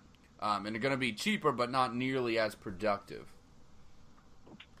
Yeah, our defense is going to show a lot of different looks. So it's important to get some versatile guys because if you look back from when our team was transitioning from Mike Munchak over to Ray Horton and Dick LeBeau, and you look what Derek Morgan said. He says when you're a defensive end with a hand in the dirt, the guy across from you, that offensive tackle is your whole world. But when you transition to that standing up outside edge rusher, you got a lot more to think about. You got to think about that tackle. You got to think about the quarterback. You got to think about the tight end. You got to think about the running back. So there's a lot of more thinking to it whenever you do transition to that standing up outside linebacker spot. So we want to find some guys who are versatile to do both because we're going to be doing a lot of different things. And I really like that 5-man front that you mentioned earlier. I'd like to see more of that from our team. But as far as a few guys that I have listed, Jeremiah Atuchi, however you say his name, I have no idea how to pronounce that. But me and Tyler and you as well talked about that earlier today. I like how he's built. He's super athletic. And they use him over there with the Chargers about like how Mike Vrabel used Jadeveon Clowney over there in Houston. He's kind of that queen piece who can rush from anywhere, and he's really going to fit what Mike Vrabel does. Of course, he wasn't as productive as they would have liked him to be as a second-round pick, but he's had some big plays, and like Tyler said, he's just been a little bit too inconsistent. Another guy I have written down is Marquise Flowers. He's only 25 years old. He's from the New England Patriots. He led their team in sacks this past year. But they run that 4-3 scheme with a hand in the dirt, and it kind of makes me question how would he do transitioning to a standing up outside edge rusher. Of course, he can rush, but they're asked to do multiple things, different teams. But given his age, he's young enough that he can learn it and he can master it just like Derek Morgan did. And Derek Morgan was older whenever he tried to transition from one to the other. A few other guys I have listed, more lower-end guys, would be Cassius Marsh. He's with the Patriots also. He's with someone else now. I can't remember. I think it's 49ers, but he started out with the Seahawks. He is an edge rusher, and he does see time on the field every once in a while, but he's mostly just a special teams ace. You put him on your kickoff coverage, on your field goal block attempts, things like that. Another guy I have written is Trent Murphy, who's you could consider pretty much a draft bust given where he was drafted, but he has seen time on the field. He's just been terribly, terribly inconsistent with a low level of play, but he's going to be cheap, and he can come in, and he's got experience for how many years he's been in the league now. I like a lot of the names that you brought up. The one that worries me a little bit is Jeremiah Tucho, or however you say his name. I don't even know if I'm saying it correctly.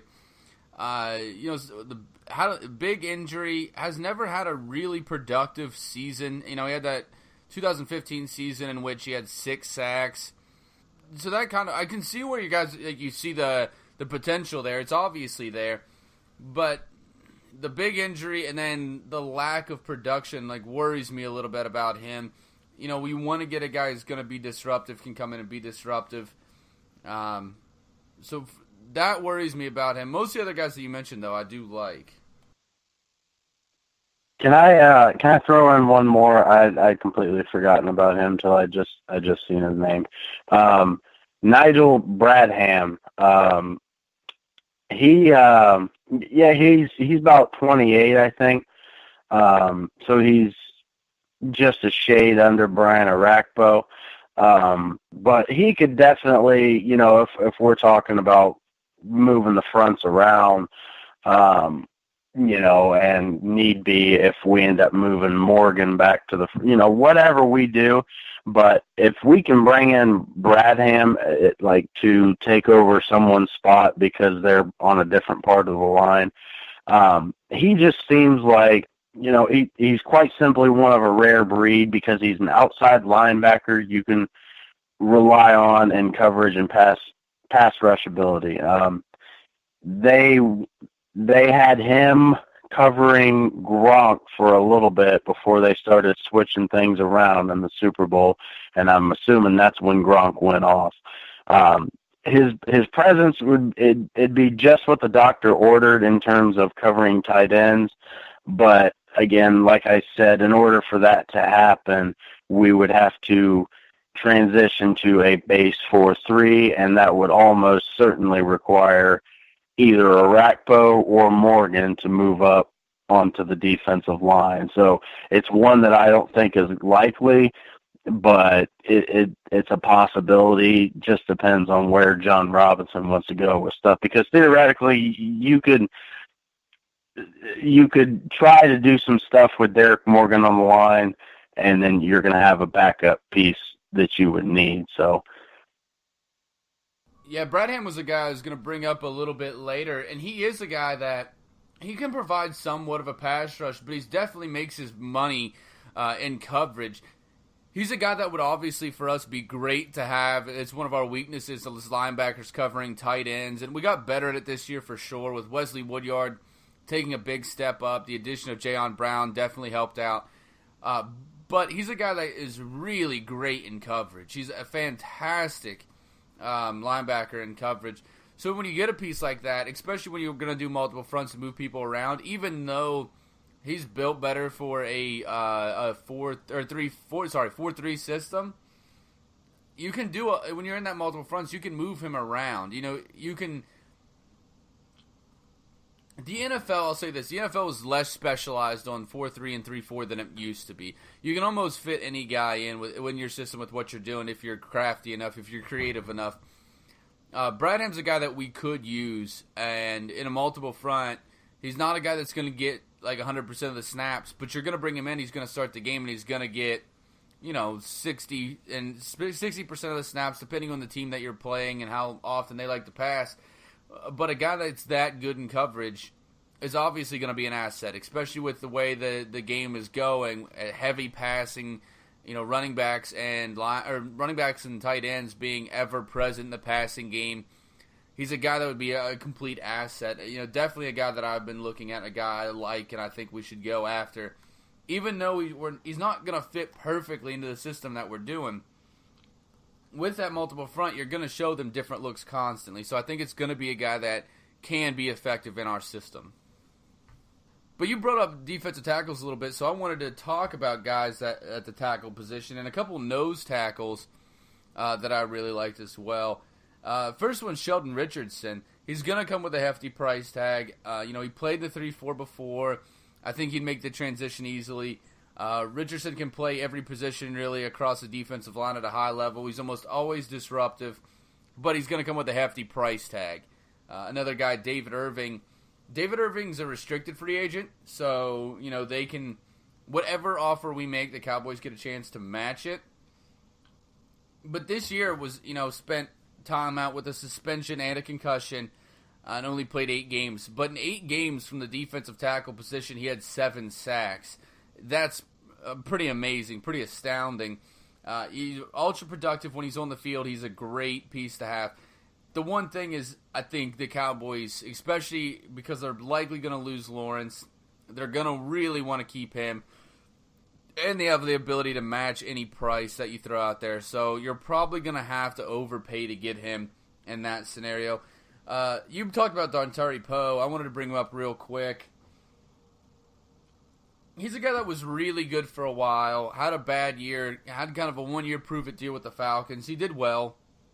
I think bringing him in would be nice. It would free up Jarrell Casey in the pass rush to be able to do more in the pass rush if you had a guy that's a true nose like him. But I think you're going to way overpay what you're going to get. And, that's kind of been Dontari Poe's whole career, really, is overpaying for what you're getting.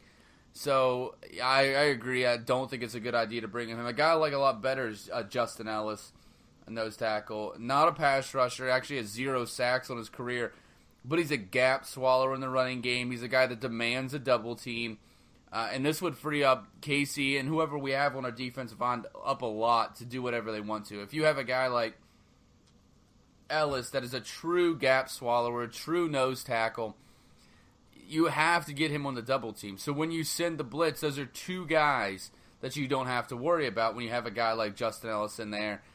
And unlike Dontari Poe, I think Ellis is going to be a little pricey, but I don't think he's going to be nearly as expensive because he's not quite as big of a name.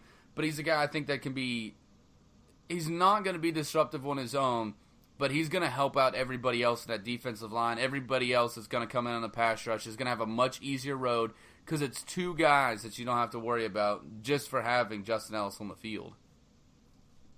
Yeah, and, with our first-round pick being on the back end of 25, back end of the first round at 25, from this group of the defensive line / edge, that's probably going to be where our first-round pick goes to. Statistically, back end of the first round, outside linebackers, defensive ends, they go the back end of the first round. You got T.J. Watt last year, Tack McKinley. There's a couple other ones as well. All went within like 23 to 32. More than likely, we're going to have either a defensive tackle or a DE outside linebacker taken in the first round. So, I mean, you could even see none of this come to fruition for all we know. The basic thing with free agency is it sheds the biggest light on what you're going to do in the draft. So if you see us make no movement for an edge or a DT, if you see us don't bring anybody that you would deem a starter, then, you can pretty much solid that up that we're going outside linebacker or we're going V at defensive tackle if he falls. So it's all free agency is going to have the best gauge on where we're going in the first round. And I think the biggest impact is going to come from this group, the defensive line and edges. Oh, yeah, Tyler's definitely right about that when it comes to the draft. talking about Don Terry Poe, according to sportstrack.com, this is from them, not me. His market value is $5.7 million a year. And if you look at it, according to them also, we're paying Sylvester Williams $5.5 million a year. So I feel like Don Terry Poe, if we can get him on that 5.7 a year, it's worth that extra $200,000. I value him a lot more than that than I would Sylvester Williams. And David Irving, I actually had him on my list too. I like how he's only 24 years old. He plays a very, very pivotal role on that Dallas Cowboys defensive line. He's very important to them. And I don't think they keep both him and David Irving. I think one has to go. I feel like they will not let David Irving leave if he tries to. I feel like they will probably franchise him because it's a much more premium position. So they'll put that tag on him. And then if they can, they will match the offer to keep David Irving. But if they can't, I feel like he'll be the one who walks instead of David Irving. DeMarcus Lawrence. I'm sorry, I was calling them both David Irving. But DeMarcus Lawrence, I feel like they'll franchise him before they would let him walk, and they would let David Irving walk before they would DeMarcus Lawrence. Another guy that I had on my list was, I can never pronounce his name correctly, Star Latluau. How do you say that name? Do either one of y'all know? I believe it's Latatui, isn't it? I've never been able to pronounce that. But anyways, he was a first-round pick, and he's not a pass rusher. He's a run stopper, and he actually got outplayed by a guy who was drafted to his team in the third round, which was Quan Short. So I feel like they're going to let him walk. And if we could get him for cheap, I wouldn't throw the bank at him or nothing. But if we could get him for cheap, he would be a good guy to plug in along our defensive line and give us some solid play as well. Yeah, I mean, that's a great point with Lawrence and the franchise tag. I mean, it's definitely a possibility for sure when you're talking about a guy that's that high. And you're absolutely right. They're going to try to keep him over David Irving. And Tyler's point to what he said as well is you could see us go with nobody. This is going to be a deep edge rush class. That's what everybody's saying. That's what it's looking like. So even though we have a later pick, you could see us go after no one here. But we named some names of some guys that I think could be really good on this on this defense, especially switching to a multiple front, showing them more. There's a lot of guys that are athletes in here. Versatility is obviously going to be a big deal, but if you got to get a guy that can be disruptive, you have to go after him. You have to get guys that can be disruptive. That was one of our biggest problems last year. We just weren't as disruptive, especially early on in the season, as we needed to be successful. Real quick, I wanted to talk about some inside linebackers that might be interesting. Obviously, Avery Williamson up for a payday. So this might be a position they might look to upgrade or go in a different direction. So I got one of each. One guy that's going to be an upgrade, but you're going to probably pay for it. And one guy that's not going to be as expensive, but might be just as good. Navarro Bowman's the first one. He's 30 years old. Everybody's familiar with this guy's name. He's been he's been an all-pro caliber inside linebacker for quite some time. He's getting a little older, but he's a great inside linebacker. You could definitely feel his impact on that Raiders team the moment that he arrived. Their production was a lot better. And in the middle of the season, I believe it was mid-October when he got there, their production went up. They were a much better defense with him there. He'd be an immediate upgrade. Now, even though he's 30, you're going to pay for that. To get Navarro Bowman, it's going to be a pricey deal most likely. The next guy, Demario Davis. He's had a really bad career up until this past season, and on that Jets squad, he's a guy that had a really good season. Davis, this is a guy that you're going to have to sign to that one-year prove-it deal because he doesn't prove year after year he can do this. Actually, he looked like a big bust until this year. But he had a really, really good season. Sign him to a one-year prove-it deal. He won't be that expensive, and his potential is through the roof. So, if you do move on, I think this is a guy that you could put in there, and it could end up being a great pickup for you. If not, he's not going to be that expensive. Do you guys have anybody at inside linebacker that you were looking at? from what I was looking at, there's realistically not anybody much better than Avery. I mean, nobody to more or less, hamstring, so to speak, Avery Williamson on another contract.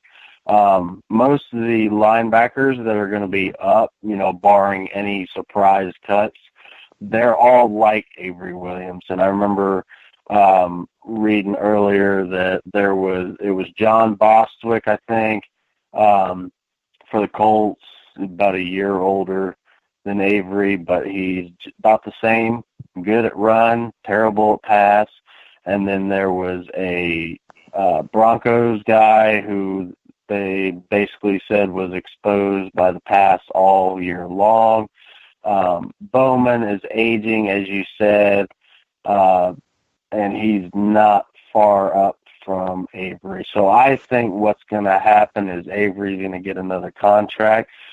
But even though Avery's getting the other contract, I think we are taking a mid-round linebacker at some point, if not second round. Like if somebody was to randomly drop like Malik Jefferson, which I highly doubt, but I think at some point we're taking another inside linebacker. And, realistically we have to because of how old Wesley Woodyard is. But as far as inside linebacker, I don't see us signing anybody unless it's a camp body, because everybody else is either old or they're in the same boat that Woodyard and Williamson are. Yeah, I agree with Tyler. When I look on down the list, Titans have really got two options. They either re-sign Avery Williamson or sign Nigel Bradham, or you spend a first-round pick at the position. And Tyler brought up Malik Jefferson. I feel like taking in the first round, that wouldn't be too big of a reach. At the beginning of the year, they was considering him a top 10 talent, but he plays everywhere. He's versatile. They use him on the outside as an edge rusher, in coverage, at middle linebacker. He's probably going to run in the 4.5s or 4.4s for the middle linebacker. That's insanely fast. Not to get too much into draft there. But then you also got people like Rashawn Evans and Roquan Smith and Tremaine Edmonds. So there's not a lot to pick from, but I did write down a few names in free agency. These would be mostly depth guys, and that's Ramik Wilson, John Timu, and Patrick Onwazor. All of them guys are 25 years old. Onwazor, he's actually from Baltimore. He spent his entire 2-3 year career there under Dean Pease. So there's a chance he could follow him to Tennessee. You just never know. Right, and I would agree with you guys that I do think it's likely we keep Avery Williamson, but I thought we'd throw out some guys to talk about the possibility if we do not. The next on our list, we're going to talk about one cornerback because we wanted to bring it up because it's an interesting storyline, but, cornerback probably not a position that we're going to reach for someone, especially high-end talent. Might be some depth kind of pickups in free agency, but I doubt we go after any high-end kind of names. But one guy we wanted to talk about is Malcolm Butler from the Patriots. If you watched the Super Bowl, then you are familiar with the storyline that he did not get this start last night and played special teams, which is something that Malcolm Butler can't be happy about. So here's the question, do we go after and try to steal another Patriot, especially another Patriot corner, and Malcolm Butler? How upset is he, after the Super Bowl is hard to tell. We don't know yet. But if he decides to leave, it'd be probably a decent price tag, but not terrible. And we get another guy that we know can play at corner. And it would be an upgrade in our secondary. So what are your guys' thoughts on this? Well, he said after the game that he felt like his team give up on him. That was all due to him being late to his hotel or something to do with that. But it would be a signing that I would be happy with. It would finally, I can't find the word I was looking for, solidify our secondary. That's been our Achilles heel for years and years now. And it's been good. Our defense really carried us this year, and they've been better than they've been in a long time. But that would finally solidify them with Brian Orakpo and Derek Morgan. Yes, they're aging, but 1 year at a time, they'll still be on the front end, solidify our second end. So I think it would be a good get if we could get him for the right price. Yeah, and he would be the second former Patriot winning Super Bowl cornerback on the team. And, it would almost guarantee that we're slowly turning into Patriot South, the Patriots of the southern United States. But, after the shenanigans that the Patriots pulled last night in the Super Bowl, it's the safest bet of the free agency. Malcolm Butler is not re-signing with them. You can only fucking shit where you eat so many times before it starts to affect you. And remember, last year there was a whole thing in free agency last year whether they were going to trade him or not. So I'm sure that's affected him too. And I'm sure this was the final nail in the coffin, because last year they were floating around, we're going to trade him. We're going to trade Malcolm Butler. We're going to trade him. And then now turning around and benching him to play special teams, which, by the way, the Patriots got torched by a backup quarterback. Yeah, he performed well, but they got torched without Malcolm Butler, who saved the Seahawks Super Bowl. So I think if he comes in, again, like Cody said, it would just depend on the contract. And I'm sure John Robinson would be able to work out something. And I think this is number one on John Robinson's list right now, given the recent events. Yeah, I would have to agree, and I think that it would be interesting to bring him in. Obviously, an upgrade for us. And if he wants out that bad and you want to get on a team that's a quality team that you have a chance, especially if you have a chance to play in the AFC against the team that you think did you wrong, I think that would be a bonus as well for Malcolm Butler. I don't think the price tag is going to be that unreasonable. And like you guys said, it would come down to that. It would really come down to what that price tag is going to look like. But definitely a guy that would be an upgrade for us, and really it would help us out a lot wise as well. If you bring him in, then Adoree would become your third guy, and you could move Logan Ryan into the slot permanently, which is where he does his best work. You do Adoree Jackson and Malcolm Butler on the edges. That would make your secondary phenomenal, and so much you can do so much moving around. It would really help us out a lot in the back end. But the next group we're going to talk about here, guys, backup quarterbacks. Obviously an issue for us. We haven't had a good play from a backup quarterback in quite some time. And it used to be a staple for the Tennessee Titans to always have a solid backup. But now we're in the Matt Castle era, and we keep losing games every time he has to come in and play for us. So we need to figure out something. Now, there's a handful of guys out there in free agency that I think could be an improvement for us. The first one is going to be A.J. McCarron. He's a great backup in Cincy. In some time this year that he got the start, he played very well. Would definitely be a big upgrade for us. But he probably wants and probably deserves to get in an area where he's going to be a starter. Going somewhere where he can be the guy. He's also he's also a restricted free agent. So we would have to have, since he would get the opportunity to meet our offer, I don't think we're going to be able to match an offer from someone that wants him to be a starter, first off. So if that's the case, which it likely is, we're not going to be able to get him there. But if he doesn't draw the interest that I think he's going to, he would be a solid backup for us to go grab. Sam Bradford's another guy. The price tag's a little hefty, and the injuries have been an issue, but obviously he's a very good player. He doesn't have the athletic ability of Marcus Mariota, but he has a similar in the passing game, where he's not known for his big arm, but he's ultra accurate in the short game. Now, how realistic it is to get Sam Bradford, a guy that's likely still going to be a starter, not very high. The next four on my list are more realistic, but not nearly as sexy. Josh McCown. He's 39 years old. That's the big thing. He's getting up there in years for sure. But he had a fantastic season last year with almost no help on that offense. He was really the big reason why the Jets had as good of a season as they did. Would be a huge upgrade, would be relatively cheap. However, this is a Band-Aid. This isn't a true fix. You're probably only going to get 1 or 2 more seasons out of McCown at most. And you're going to have this issue again where you need to find another backup.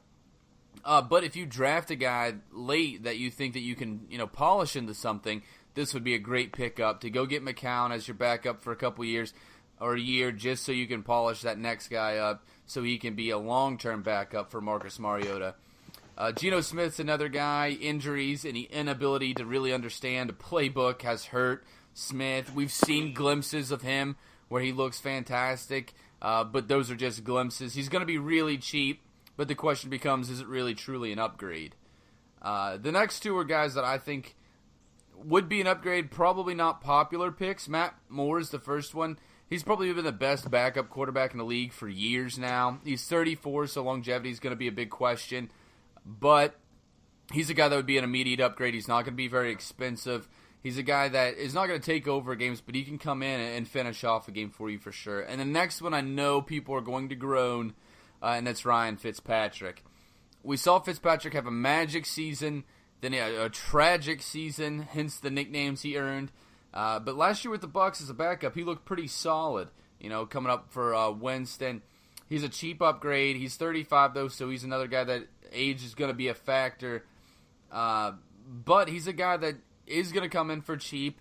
We know that, obviously he's been in Tennessee before. We know that he can learn a playbook. Obviously a very intelligent guy.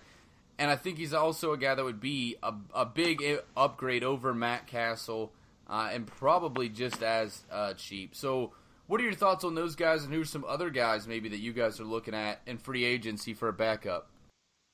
Yeah, we all saw the Miami game, and that was more atrocious watching Matt Castle play starting quarterback than Robisky's play calling ever was. And that was plain and simple the only image that John Robinson needed to understand that Matt Castle, he's clearly not our answer. Realistic, the only option that I could see could fit the system, that would be kind of like Marcus would be Teddy Bridgewater, but there's a likely possibility that, it's going to be a quarterback competition in Minnesota with Case and Teddy, and his history of injury and major ACL. It's just a lot of question marks. Ryan Fitzpatrick is the only one that I see, quite literally. I only see one out of all these guys that would even partly make me feel comfortable, which in turn tells me it'll be the draft. Fitzpatrick, yeah, he was an interception machine at the Jets, but he served very well in Jameis in his absence in Tampa Bay this past year. He's really the only real winning quarterback after Sam Bradford. This tells me that John Robinson, like I said, be looking to the draft. I doubt a trade's coming. Even if you do take Fitzpatrick, you draft one also. Personally, I think we're looking at Mike White from Western Kentucky, but realistically, everybody else on that list as a backup quarterback is a failed backup quarterback. Fitzpatrick's the only one that's really held ground. Even Matt Moore, who's shown a little promise leading the Dolphins to the playoffs the year before, he's just average. And, he's a Matt Castle, but he can throw a little better.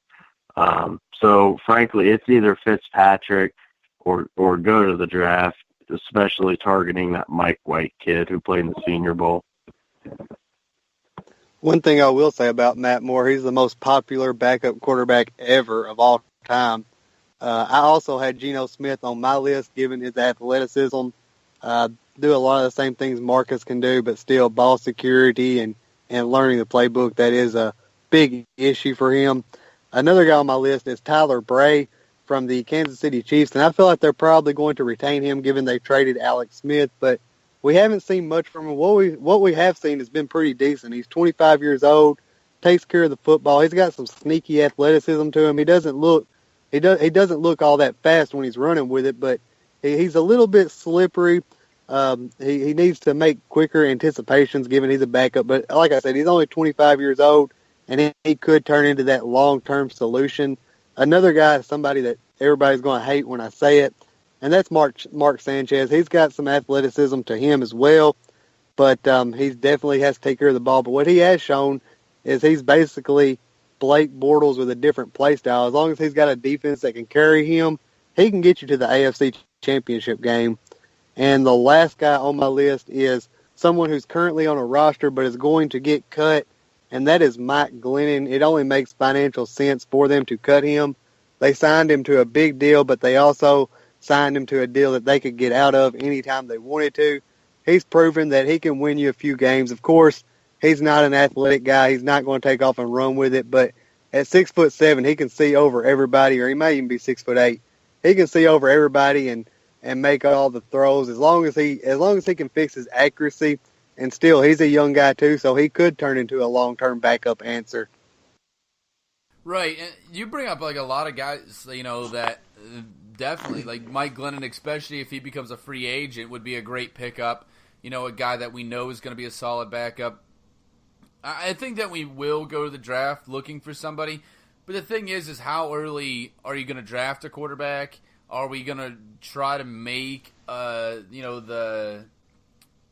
the risk of getting a quarterback late and hoping that they pan out? I mean, there's so many question marks with picking a backup quarterback in the draft because you don't know, like, how early of a pick are you going to spend? Are you willing to spend on them? Is it going to work out? I think there's a handful of guys here that would make solid backups that are realistic. There's a ton of guys out there, and I'm sure that more guys will even come out even after we see like some teams shake up, like you guys were talking about the situation in Kansas City and other situations around the league where we're going to see some shake up, some guys are going to lose their jobs, and there's going to be plenty of opportunity. But it's definitely an area where we need an upgrade. Something needs to happen this season because Matt Castle definitely is not doing it for us for sure. The last one we're going to talk about, and we're just going to talk about it real quickly, is the kicker. Obviously, Suckup is up for free agency. Really the only reason here, because Suckup's going to be relatively cheap, but is there a chance to upgrade? And I think there is. I think there's a few guys out here that would be an upgrade. Chris Boswell is the only restricted free agent on my list for the Steelers. Obviously a great player, but I bet the Steelers retain him. There's a lot of other guys, though, like Matt Bryant with the Falcons, Adam Vinatieri, even though he's like 150, Vinatieri's still a hell of a kicker. Caleb Sturgis with the Eagle, Chandler Catanzaro with the Jets, Caro Santos with the Bears, Kai Forbath with the Vikings. All kickers I have rated about at or above Ryan Suckup. Kickers never draw a huge contract, so that's not that much of a worry. But I think you could upgrade here. We were talking about it last week, and Cody, you kind of convinced me. Because at first I was just okay with bringing Suckup back, but the distance that he can kick obviously is his biggest issue. And then he's missed at 2 extra points each year in the last 3 years. I looked it up today, and that was one stat that really kind of caught my eye. Is he has missed an extra point, at least 2 extra points in each of the last 3 years. He's a solid kicker. But he's about average in the NFL. It's a position we could upgrade, and if we want to compete, those kicks become huge late in games. So an area that would benefit us to upgrade. How do you guys feel about this? I agree. I think for the most part, what we're doing with Suckup is he came in basically as a space filler for a crappy team. Let's be honest, we were crappy when he came in. And he came in and we retained him. And over the last year, we've been riding that streak inside of 50. that we were on, but we slowly began to regress as an offense, and we kept being not able to get inside the 50. So what we need to be looking for, it's not a priority, but if you can land it, then great. We need to be looking for somebody who can hit it from 55, 57, 58, for when drives like that stall. Personally, if he wasn't such a dinosaur, I'd be much more for it with like Adam Vinatieri, because he can still hit it. And, he's just like Suck Up. He can hit it inside of 50 like automatic. And I wouldn't be completely against bringing in Vinatieri because I know what he can do, like I said, because he's basically automatic inside the 50 as well. Personally, I'd go for Santos because he's shown that he can hit those long kicks. And Suck Up, you really got to get it to about 51. It's a damn miracle that he was able to make that kick in Kansas City. What was it, 52 yards and like basically kicking a brick. So if you're looking to hit it from 58, I don't even consider it with Suck Up, and we need somebody who can do that. Yeah, I miss the good old days back when we had Rob Baronis that was an automatic 3 points anytime you crossed the 45. And last week, or it was either last week or the week before, was his birthday, so late belated birthday to him. But two names that really stuck out to me that you mentioned one was Caleb Sturgis. The only reason he lost his job to the rookie Jake Elliott, who I said I liked last week coming out of the draft in the 6th round, but the only reason he lost that job is because of an injury. And Matt Bryant, I also like Matt Bryant from the Falcons. He's a good kicker, and he's been one of the kickers who's more have caught my eye than some of the rest in the league.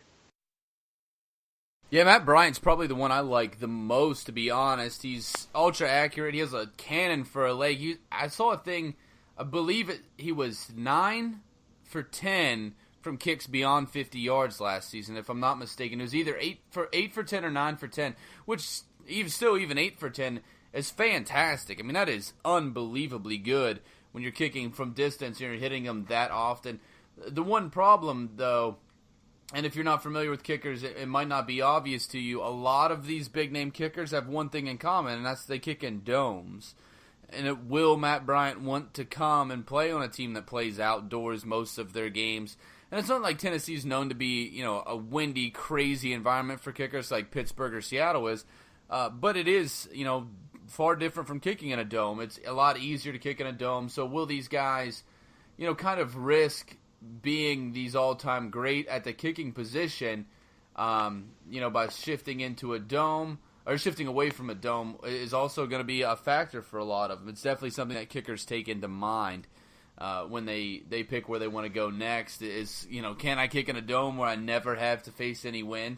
Is that something I can do? That's what is so impressive with Chris Boswell is anybody who's ever been to that stadium in Pittsburgh, it's right on the water, right on the river. It is windy every game in that stadium, and he still is a heck of a kicker. So obviously pretty impressive what he's been able to do given his environment in most of his games. But also I wouldn't be mad if we kept Suck Up. He's been a solid kicker for us.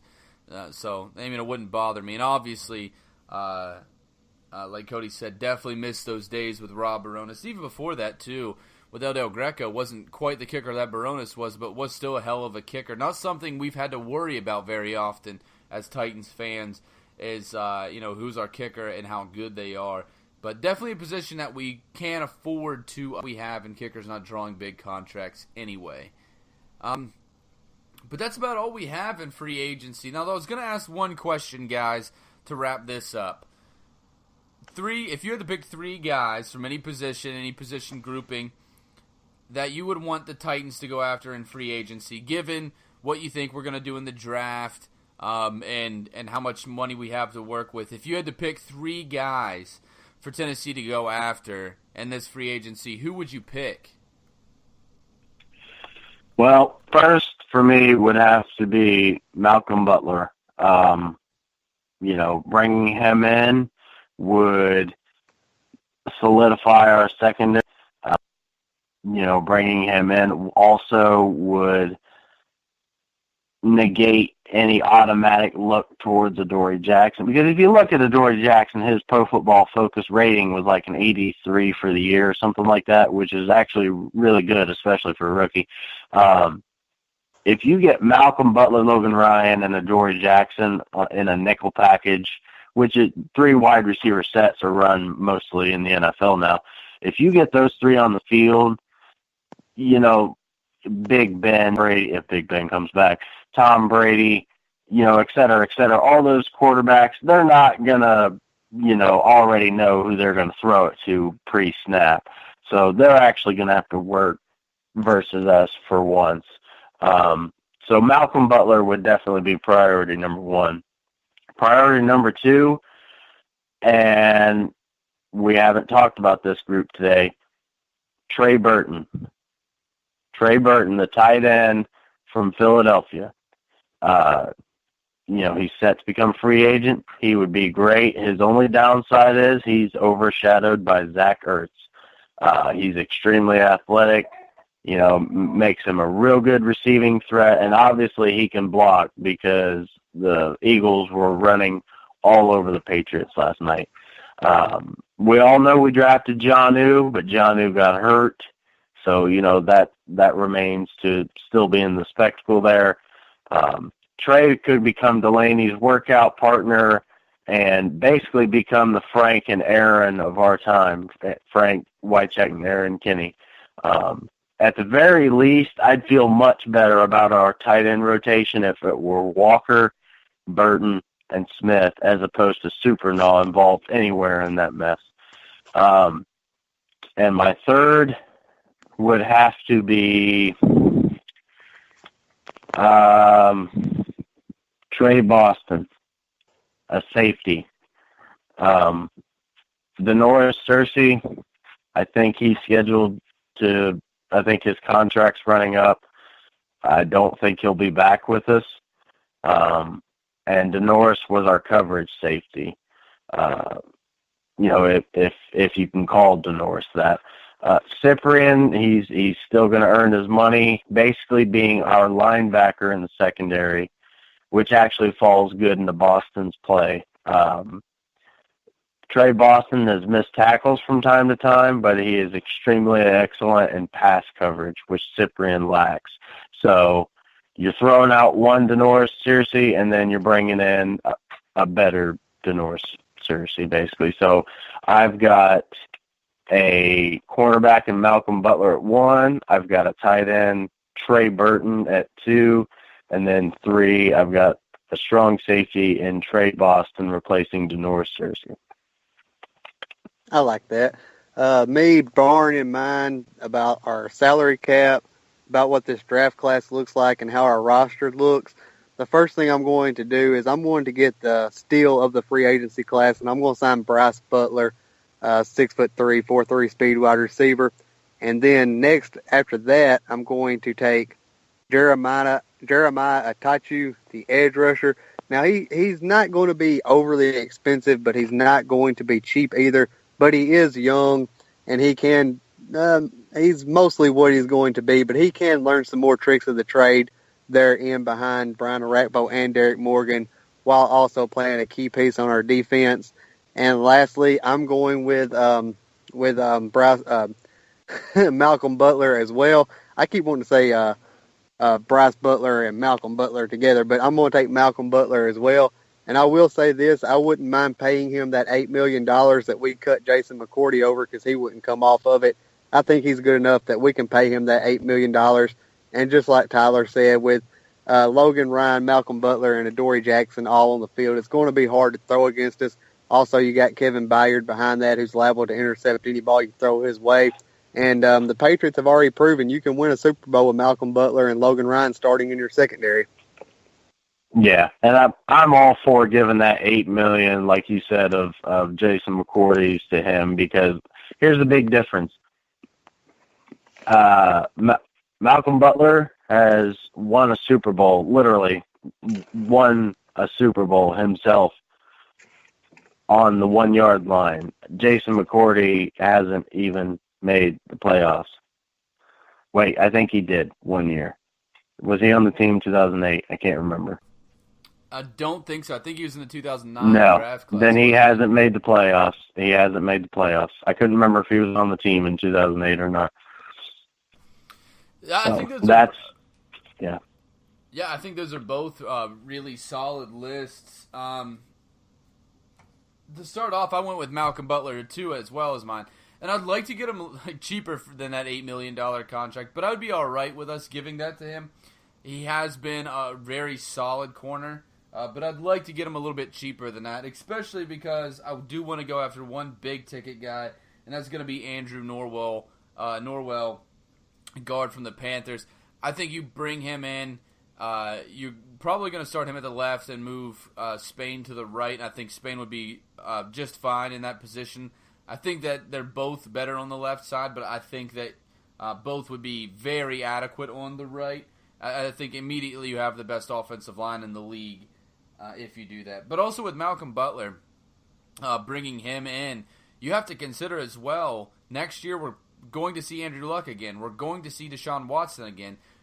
We probably won't see Blake Bortles. They'll probably upgrade at their quarterback position there.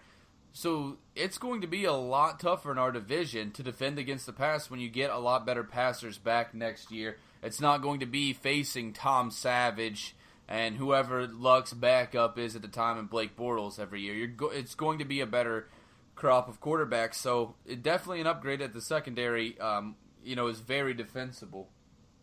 My next one is a guy that's going to be a little pricey but not bad, and that's going to be Justin Ellis at nose tackle. Because I do think the best way to improve our pass rush is through the draft. I think it's going to be a deep draft. I think there's going to be a lot of guys that can help us out. So getting a guy that can play that true nose tackle position, I'm not sold on Austin Johnson at the nose tackle position. Ellis is a guy that can come in and immediately make an impact, that frees Jarrell Casey up, and it frees whoever's going to play on the opposite side of him, likely a rookie.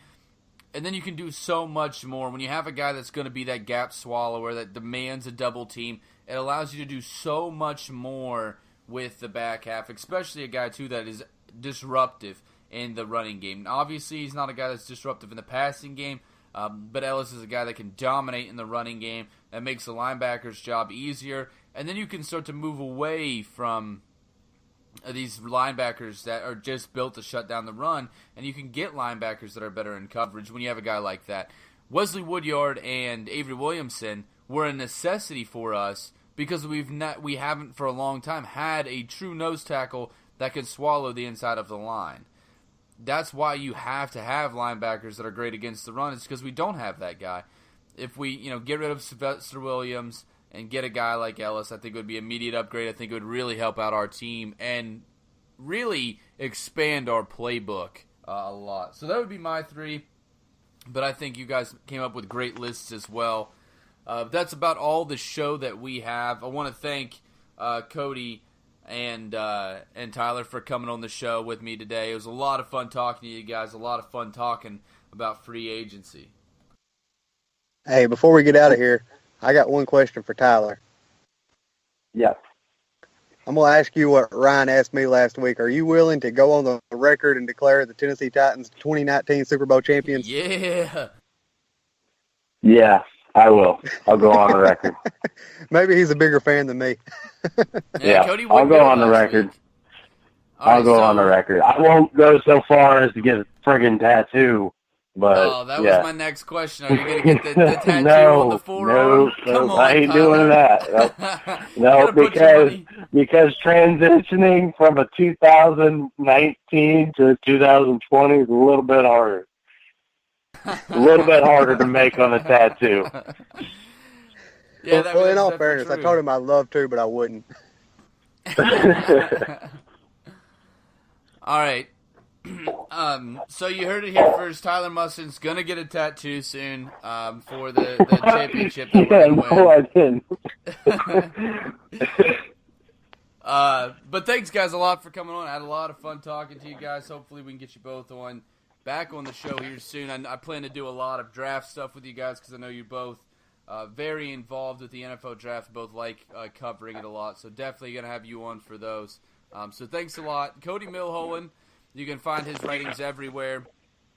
Cody, exactly if someone wants to see your stuff, where do they have to go to do it? You can check it out on teentruth.com. That's TENN truth.com. Or you can download the Fansided app. Just follow the Tennessee Titans, and you can find it there. It'll automatically pop up on your news feed when you follow the Titans.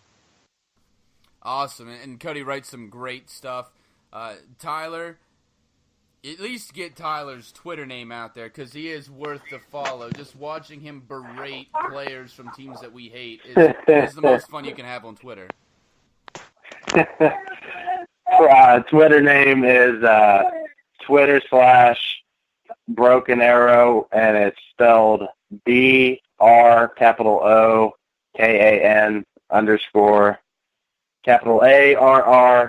OH. Yeah, it's a bit long, but it basically spells Broken Arrow. So if you think you've got Broken Arrow, if it looks a little goofy, that's probably right. It's as long as you see me, all you gotta do is look through the tweets, and then if you see trash talking Zach Brown and Zach Brown crying like a little bitch, that's the profile you look for. Then you found the right profile for sure. Yep. Yeah, again, thanks, guys, for coming on. For everybody listening, obviously, you can follow me at the Ryan Moreland on Twitter. Follow the show at TTU Podcast on Twitter and on Facebook. You can also find us on www.ttupodcast.com. That's where you can find the coach tracker, the schedule for next season, a bunch of stuff on there, so go check it out, as well as every show we've ever recorded. I believe this is episode 84, 85 or something like that, so a big library to go back and listen to. Thanks, everybody who makes the show possible, guys like Tyler who work in the background here. I have a guy that's working all of our website and all that stuff, so thanks a lot to him. And thanks all of you, the listeners that make this show possible and make it fun to do week in and week out. That's all we have for the show this week. As always, tighten the fuck up.